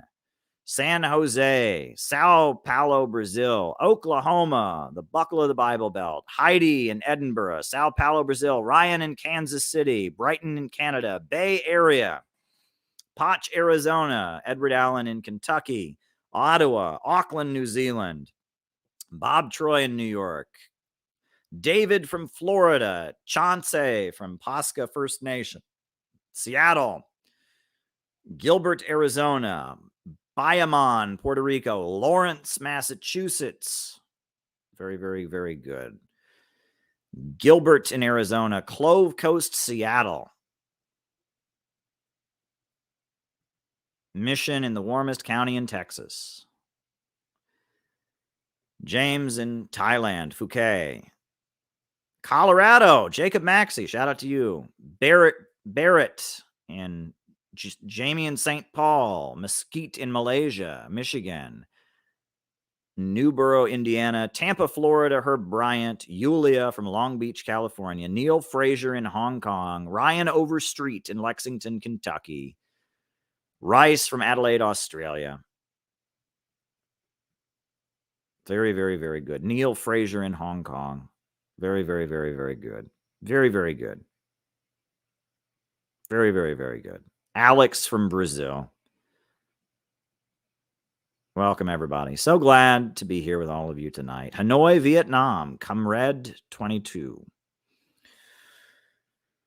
Illinois. Science says Jesus died for your sins. Thank you, Gavin. Gavin's not being sarcastic either. I know Gavin well enough to know that. South Korea. Alan Rice. Viking Dave in Pennsylvania, Virginia. Bryant in parts unknown. Welcome, everybody. So glad to be here. Kieran from San Diego. Welcome, everybody. Enoch from Australia. Welcome, welcome, welcome. All right, so I'll start answering super chats. We got Mark from Utica, New York. I'm going to start answering super chat questions. If people have more questions they want me to answer, by all means, go ahead. How do we deal with greedy people in socialism? Let them start their own businesses. Right? I was taught that socialism is everyone gets paid the same. The government owns everything. That's not 21st century socialism. One of the greatest strengths of socialism in Nicaragua is their micro-entrepreneurship program. And in Nicaragua, the government has enabled many, many thousands of Nicaraguans to open their own businesses. Many of them are cooperatives, but some of them are private, just privately owned businesses. And the state subsidizes them and enables them to flourish. And that helps the overall centrally planned economy flourish. You know, and 21st century socialism has all kinds of room for business owners. Huawei Technologies is technically a cooperative under Chinese law, but it's a private company that operates for profit, but it's heavily subsidized by the government. The Chinese government has built it up. If people just want to be selfish and start their own business and make money, the socialist state can facilitate it, but they must never be in control. The commanding heights, the banks, the major industries, these kind of things must be public, and there must be a central plan. And private businesses, as well as state-run industries, must be forced to operate according to that central plan. The anarchy of production, the chaos of the market, must be overcome. Profits should not be in command. The economy must be centrally organized so that growth is overcome, and you don't have the problem of overproduction and the tendency of the rate of profits to fall, poverty amid plenty. Bryant is saying Tito's market socialism is a great example. So is Deng Xiaoping's. So is Nicaragua's. So is Venezuela's. So is Vietnam. They've had an economic miracle with their socialist-oriented market economy. There's a room for the market in 21st century socialism, but the market must not be in control. Popular power and a government of action that fights for the people must control the means of production and force the economy to serve public good. But under public ownership and under public control, private entities can exist and flourish. And in fact, I would argue, that's an interesting question. I don't even know what that means.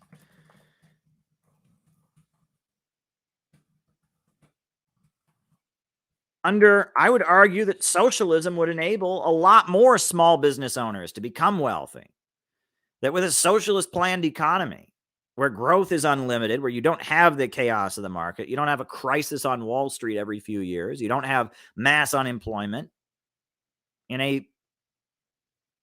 a rational socialist society, the ability of greedy people who just want to make money from their business to do so would be good, and we would control them, and we would make sure that they did so in a way that served the community. And there would be a state, a government, with support in every neighborhood and every community, basing itself on a well-organized population that would control the economy and force the private companies to, you can get rich, you can make a lot of money, but you can't do it in a way that harms the people.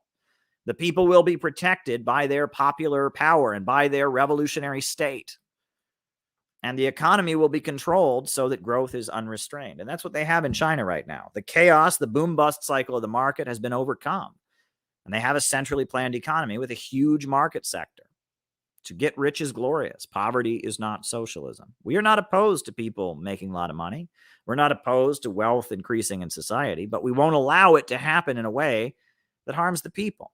And the means of production, the economy, no longer functions according to the market, according to the laws of capitalism. It functions according to the state central plan. That's the idea.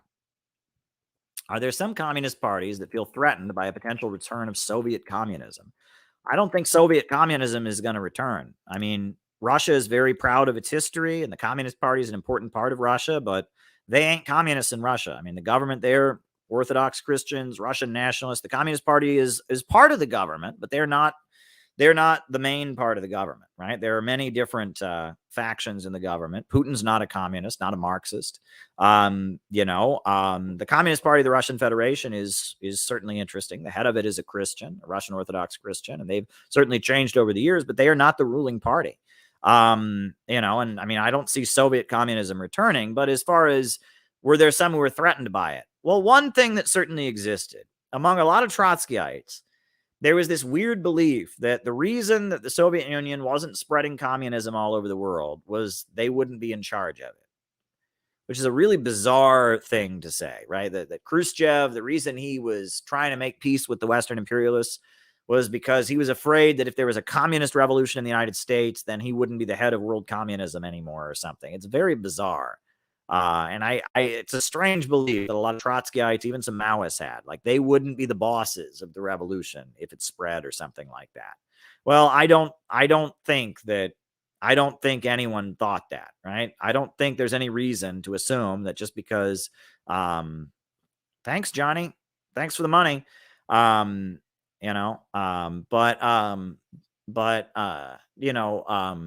don't think there's any reason for people to for people to feel that way. First of all, I don't think the Soviet Union is returning. I don't think that Russia is going to, adopt a Marxist government anytime soon. And I don't think that should be, if they were to do so, it would be a threat to any Marxist parties in the world. So I don't quite understand your question, Johnny Blaze. I'll just be honest. But there you go. There you go. All righty. Will insurance exist under socialism? In a way, I would argue, health insurance. All will have their health insured. You go to the hospital, your medical bills are covered by the state, right? So there would be universal health insurance. As long as there's private cars, people are driving on the road, I think car insurance, is probably going to have to be something like that. Yeah, I got your question. I'm getting to that. You're on the list, Anubis. You're on the list. Don't worry. But yeah, as long as people have private cars, they're going to have to drive on the road with insurance that they could pay for any damage that they would do. If people have private homes, they're going to need home insurance. So a lot of U.S. insurance law is bullshit and is not socially necessary. But if you have a market, if you have privately owned homes, if you have privately owned cars, having some form of insurance, I think, might be necessary.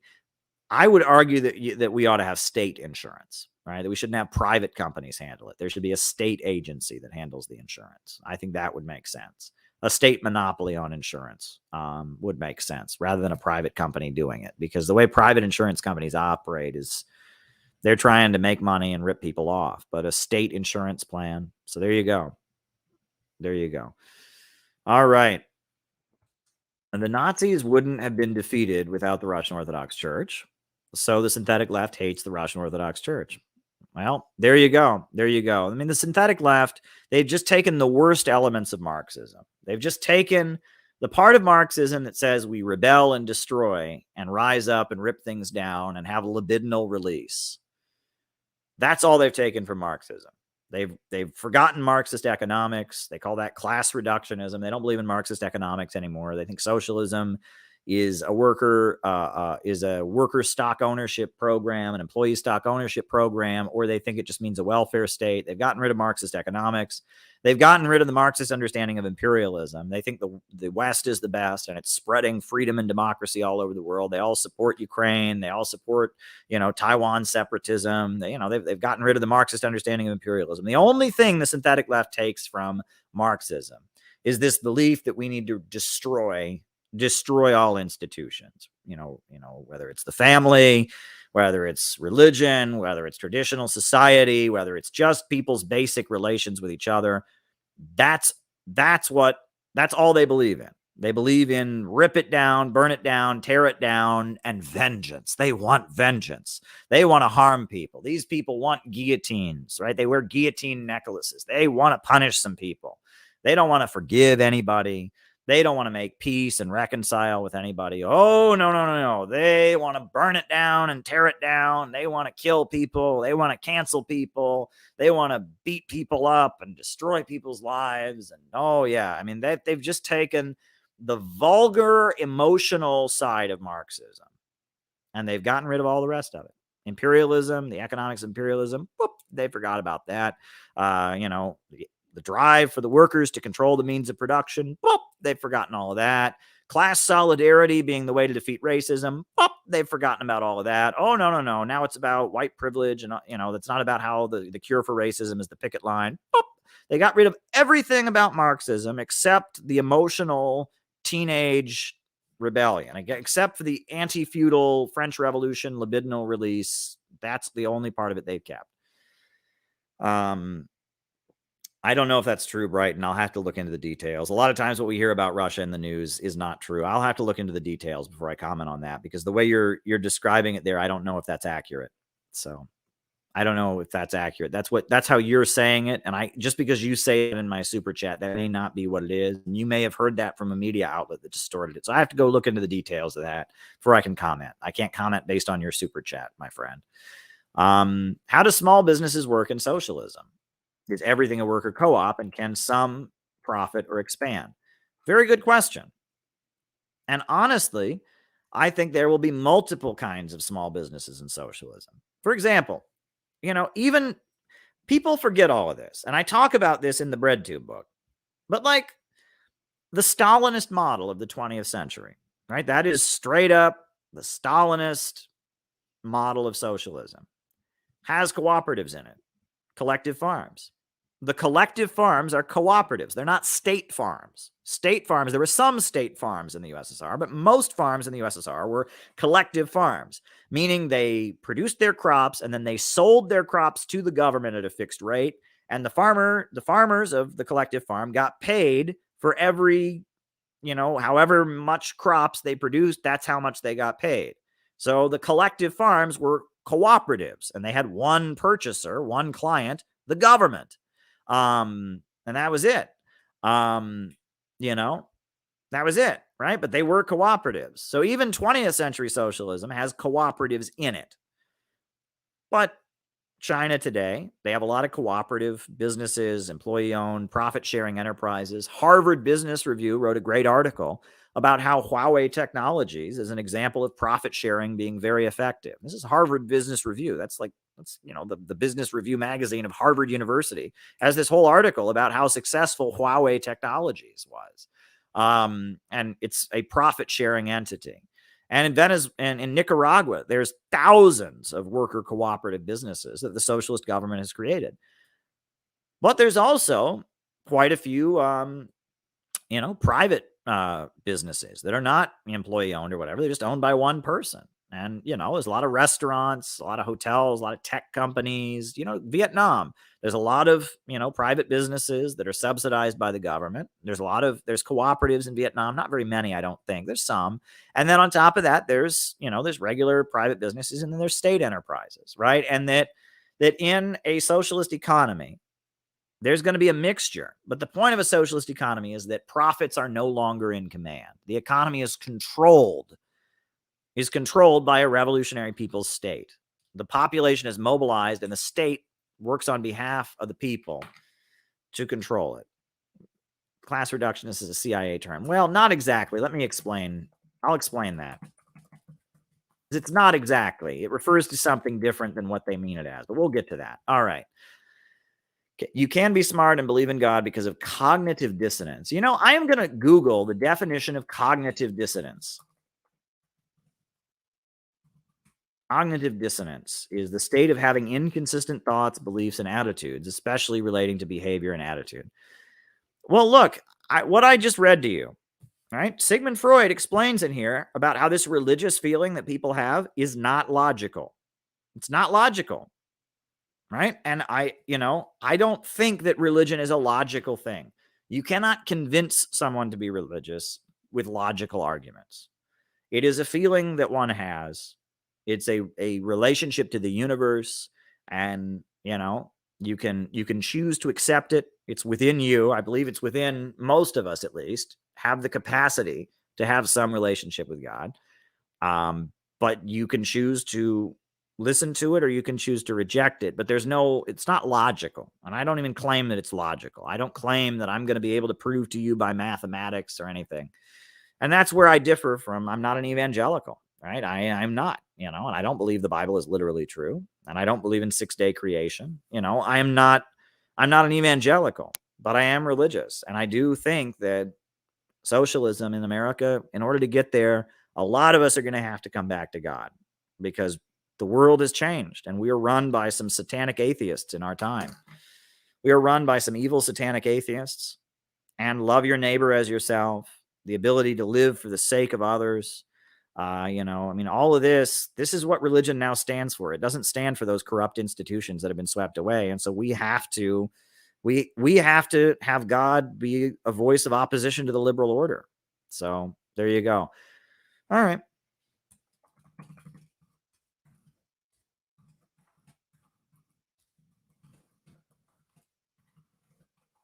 So there you go. Well, that's a good question. All right. And thank you for the super chat, Ponchio. But anyway, I don't see it the way you see it. How do you account for the USA's various religions? What do you mean? Why are there so many different religions in America? Well, because the United States is a settler country. It was founded by settlers who were fleeing Europe. mainly, and one of the main reasons they were fleeing was because of their diverse religious beliefs. Right, a lot of the societies in Europe had official state churches. They had the Church of England in Britain, and a lot of the Puritans and religious fanatics, they fled, right, and they eventually, that's the Pilgrims, right. The Quakers, right? Quakers were persecuted because they were pacifists. So they moved to Pennsylvania. It means Penn's Woods after William Penn, the Quaker. There are many of the settlers who settled in the United States came here for religious reasons. So the fact that we are very religiously diverse has a lot to do with the origins of the country. And I will say that, America is very tolerant of religious diversity, right? Take the Amish, for example. And I'm not even sure. I actually, honestly, I'm not sure how I feel about this. Don't ask me. I'm not an expert on children's rights and the law. But, if you were in France and you said, you know what, we want to be Amish. We want to not have any electricity, not have any hot water. We're going to live like it's the 1800s. If you did that, and the answer is yes, Yulia. The answer is yes. I'd happily interview him. If he wants to come on, I'd happily bring him on. If you wanted to live that way, they'd say, okay, we'll let you be a hermit or whatever. But the second you had kids and you raise kids, no, those kids are getting taken away. But in America, we say, oh, this is the land of religious freedom. If you want to be Amish, you want to raise your kids without electricity and running water, that is your religious freedom. So we do. There's a lot of things that we allow. Homeschooling in the United States. Most countries in the world say, no, your kids are going to be taught by professionals. At a private school, maybe, public school, maybe, but no, you're not teaching your kids at home. No. Well, we have homeschooling in America. There are a lot of things we do in America that are based on our religious heritage. Snake handling is still legal in multiple states. Snake handling, which is this religious practice among, I believe it's Pentecostals.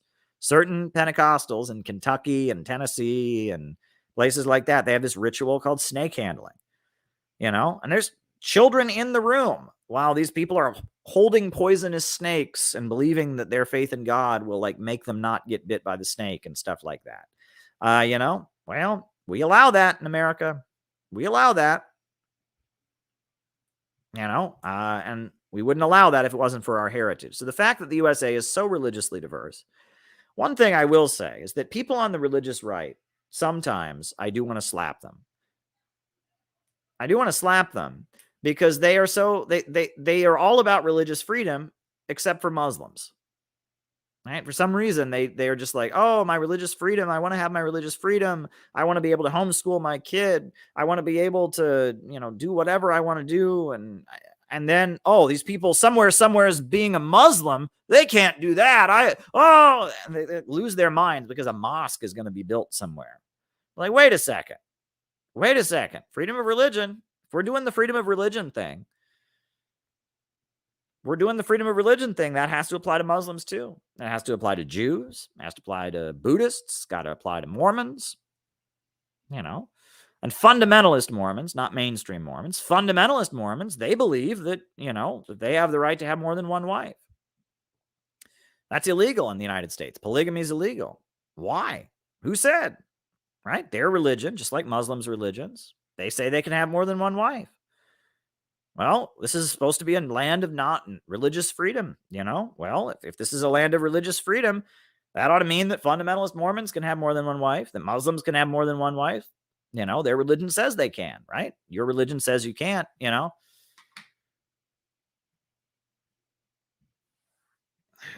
put that on the list.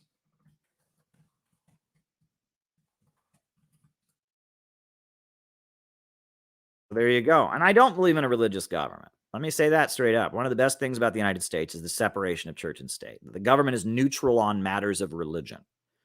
That's why I'm pro-choice. That's why I'm pro-gay marriage, because the government has no right to step in and regulate things like that, right? Whether or not a fetus is a life, that's a religious question. It's not a political one.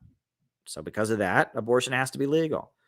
I might think it's wrong. Doesn't matter. It has to be legal unless we set up a religious government, which I really don't want them to do, because I can guarantee you any religious government we would have at this time would be very hostile to people like me and everyone watching this stream. It wouldn't be a religion we would like if they had a state religion.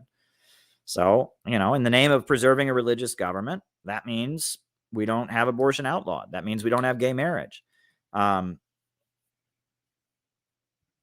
It is ignorant and offensive to say religion is not logical. There are many thousands, perhaps millions of people who became religious because of reasoned evidence. Okay, well, that's not my religious experience, Gavin, but I respect your right to feel that way. But there you go.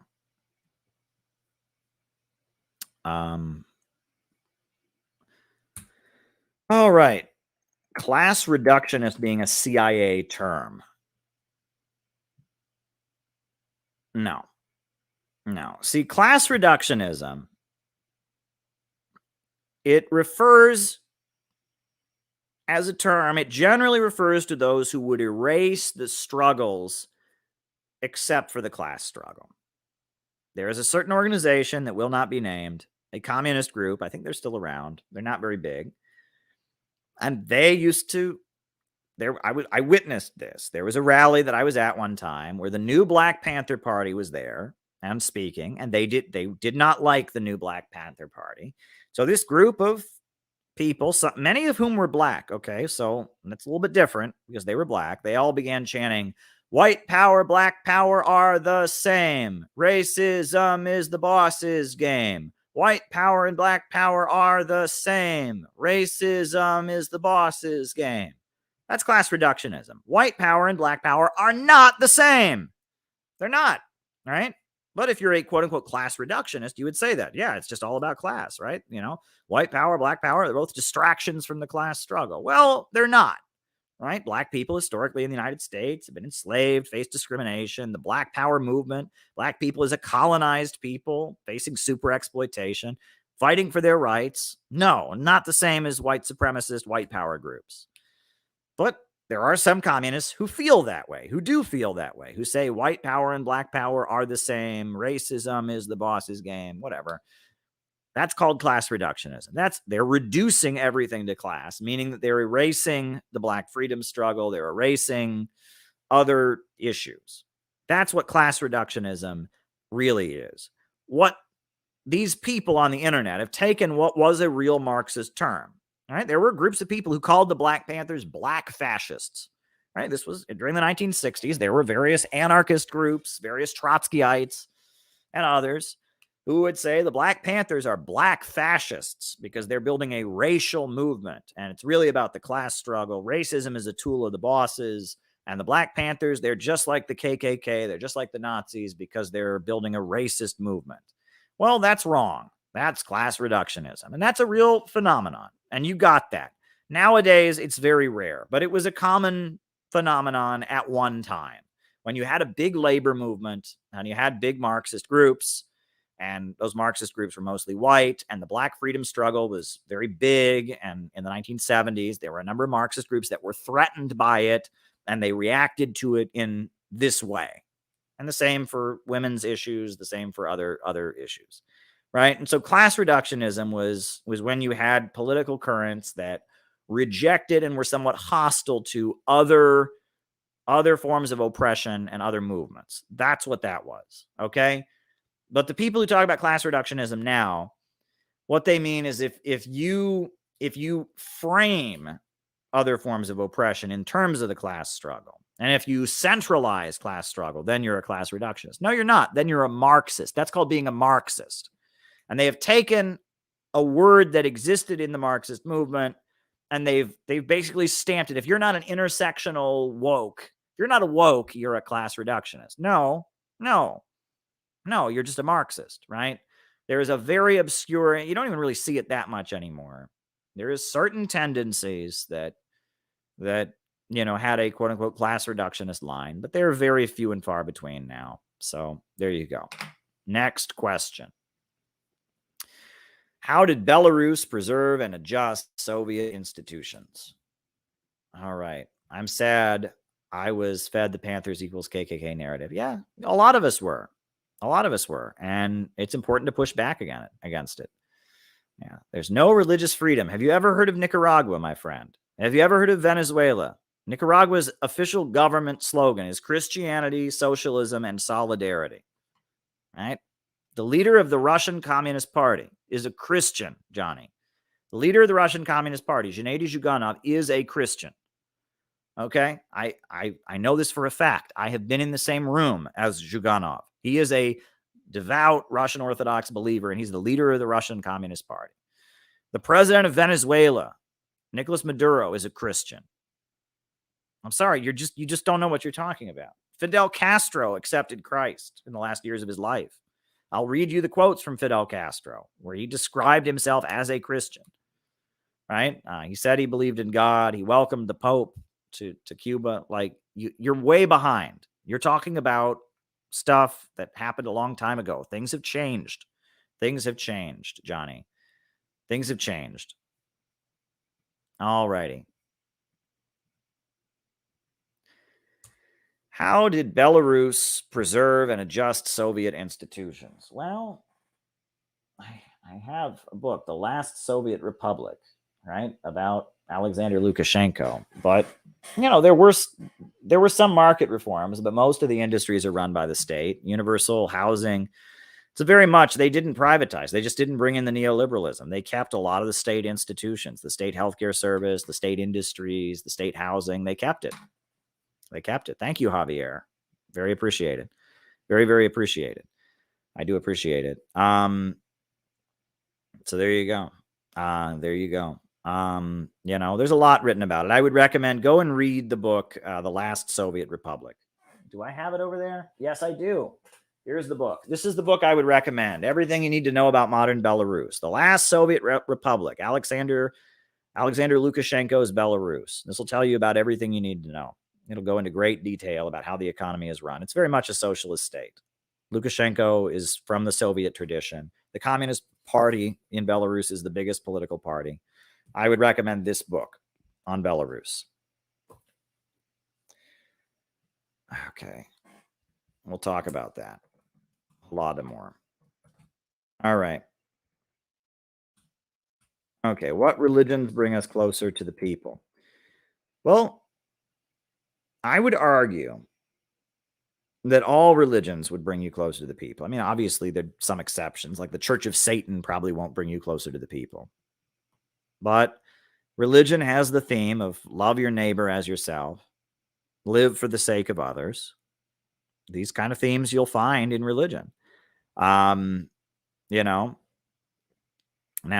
I am of the Christian faith, and I accept what Karl Kautsky taught in his book, The Foundations of Christianity, where he said that Christianity was the expression of the proletarian movement in ancient Rome. I would accept that. So I view things from a Christian perspective, but I think one could develop a love for the people rooted in Judaism. I think people could develop a love of the people rooted in Islam, rooted in Buddhism, right? I'm not here to tell you what religion to take on. I don't play that role. But I'm telling you that I think that we just have to come to terms with building a socialist movement in the United States is going to require a spiritual awakening because things have changed so much. And all the institutions, all the things that religion was associated with, that Marxism was rebelling against, have all been swept away. And now we're simply ruled over by a group of satanic atheist capitalists.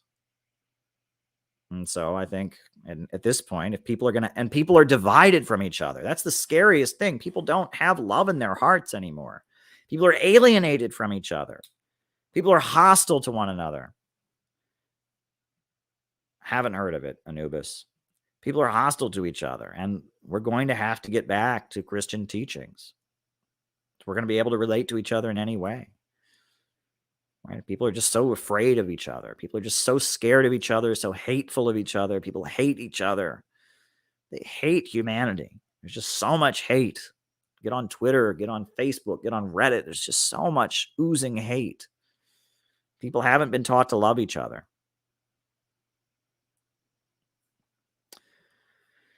All right, Holodomor. Well, That refers to the famines that happened during the early 1930s.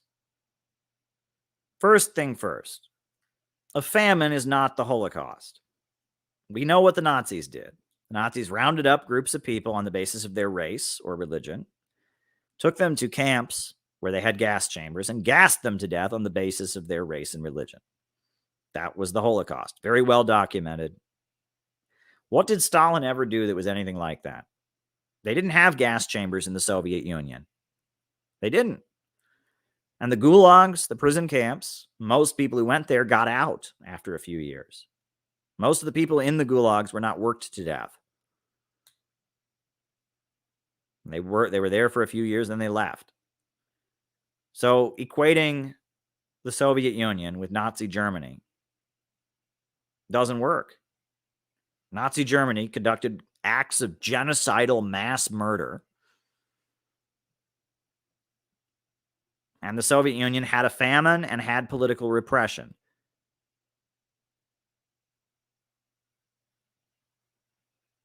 So, that's like one of the first things we need to point out.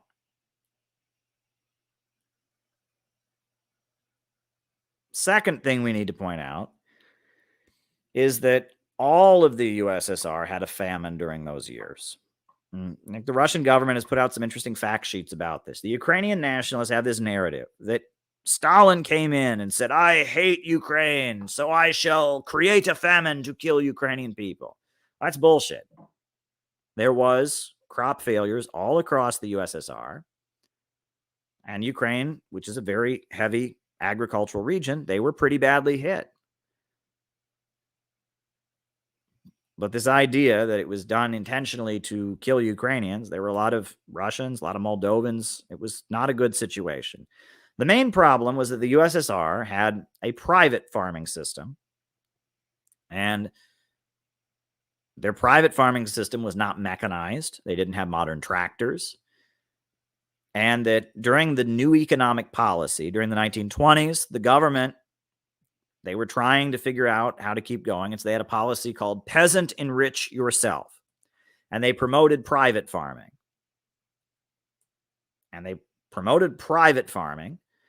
And then, when the famine came, in order to alleviate the famine conditions, they had to very rapidly transition to the collective farm system. And so they did that with the military. They sent the military in, and they forcibly transitioned to the collective farm system. And it was ugly, and it was a very brutal transition. But there were famines every year before the revolution. People starved every year before the revolution. Who brought tractors to the Soviet countryside? It wasn't until Stalin that they even had tractors in the Soviet countryside. It was Stalin that built the modern agricultural system. It was Stalin that brought electricity to Ukraine. It was Stalin that brought running water to most of Ukraine.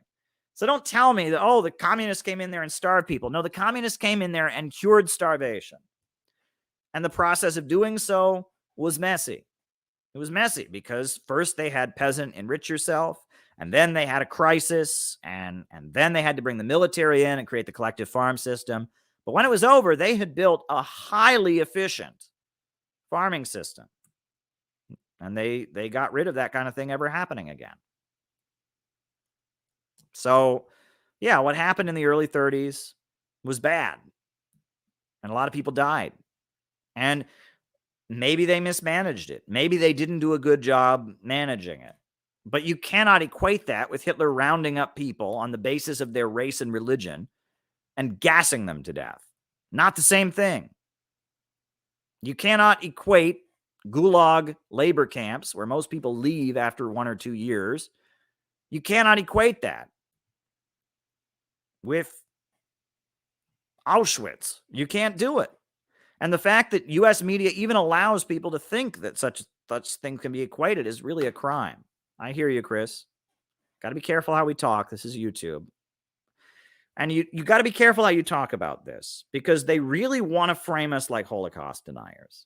So we have to be really careful the words that we use here, because they have brainwashed people. Holocaust denial is so disgusting right? You can't deny the Holocaust. It's one of the most well-documented events in human history, right? The Nazis were very proud of what they did. They kept very good records. But they have used Holocaust deniers. They've used Holocaust deniers to be like the example of anyone who questions mainstream media. Mainstream U.S. media has lied over and over and over again about atrocities in anti-imperialist countries. And every time they lie, they say the Syrian government did this and it turns into a lie. Every time they say that Iraq, Saddam Hussein's pulling babies out of incubators, it's a lie. They say Iran is going to execute all these people and they didn't, it's a lie. Every time they do that, if you say this didn't happen, they respond with, oh, and I bet the Holocaust didn't happen either, huh? Right? So we got to be very, very careful. Don't quibble about numbers. Just talk about what happened. We can admit a lot of people died in Ukraine. We can admit that Soviet policies may have contributed to that. That they could have managed things better. They didn't anticipate the crop failures. I did a whole podcast about this with Jyoti and Harpal Brar. However, we know what the Holocaust was, and we know what Stalin did. And the two cannot be equated in any possible way. Stalin did not have Auschwitz. Stalin did not have death camps. Stalin did not have gas chambers. There you go. And that's the precedent. And that's why we got to fight for free speech. Don't give an inch to the capitalist state.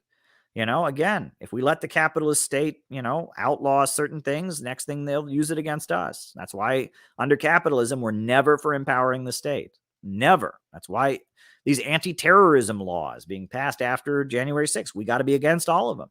Tech censorship, we got to be against it all because it will always be used against us. They will always turn it around and use it against us. And fascists will always be able to do what they do because they have support within the government, right? They always, when it's time for fascism, they're not going to be like, oh, wow, well, we passed a Holocaust denial law, so I guess they can't come and have fascism. I guess we have to have communist revolution. Doesn't work that way. Agnosticism is the question of God is meaningless because God has no unambiguous definition and other positions assume too much about the definition of God. All right. That's another stream. We want to debate the nature of God, etc. Oh boy, you're out of my territory there, Anubis.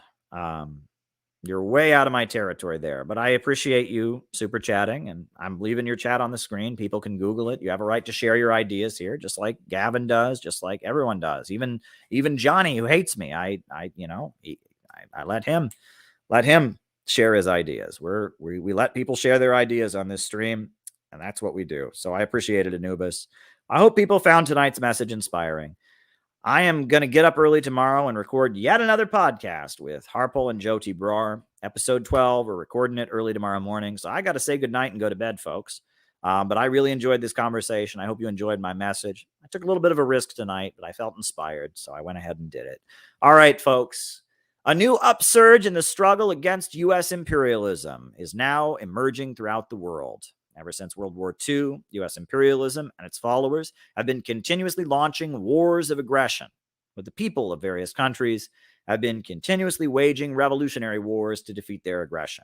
And while the danger of a new world war still exists, and the people of all countries must get prepared, revolution is the main trend in the world today. While the danger of a new world war still exists, and the people of all countries must get prepared, revolution is the main trend in the world today. Good night, everybody. Good night.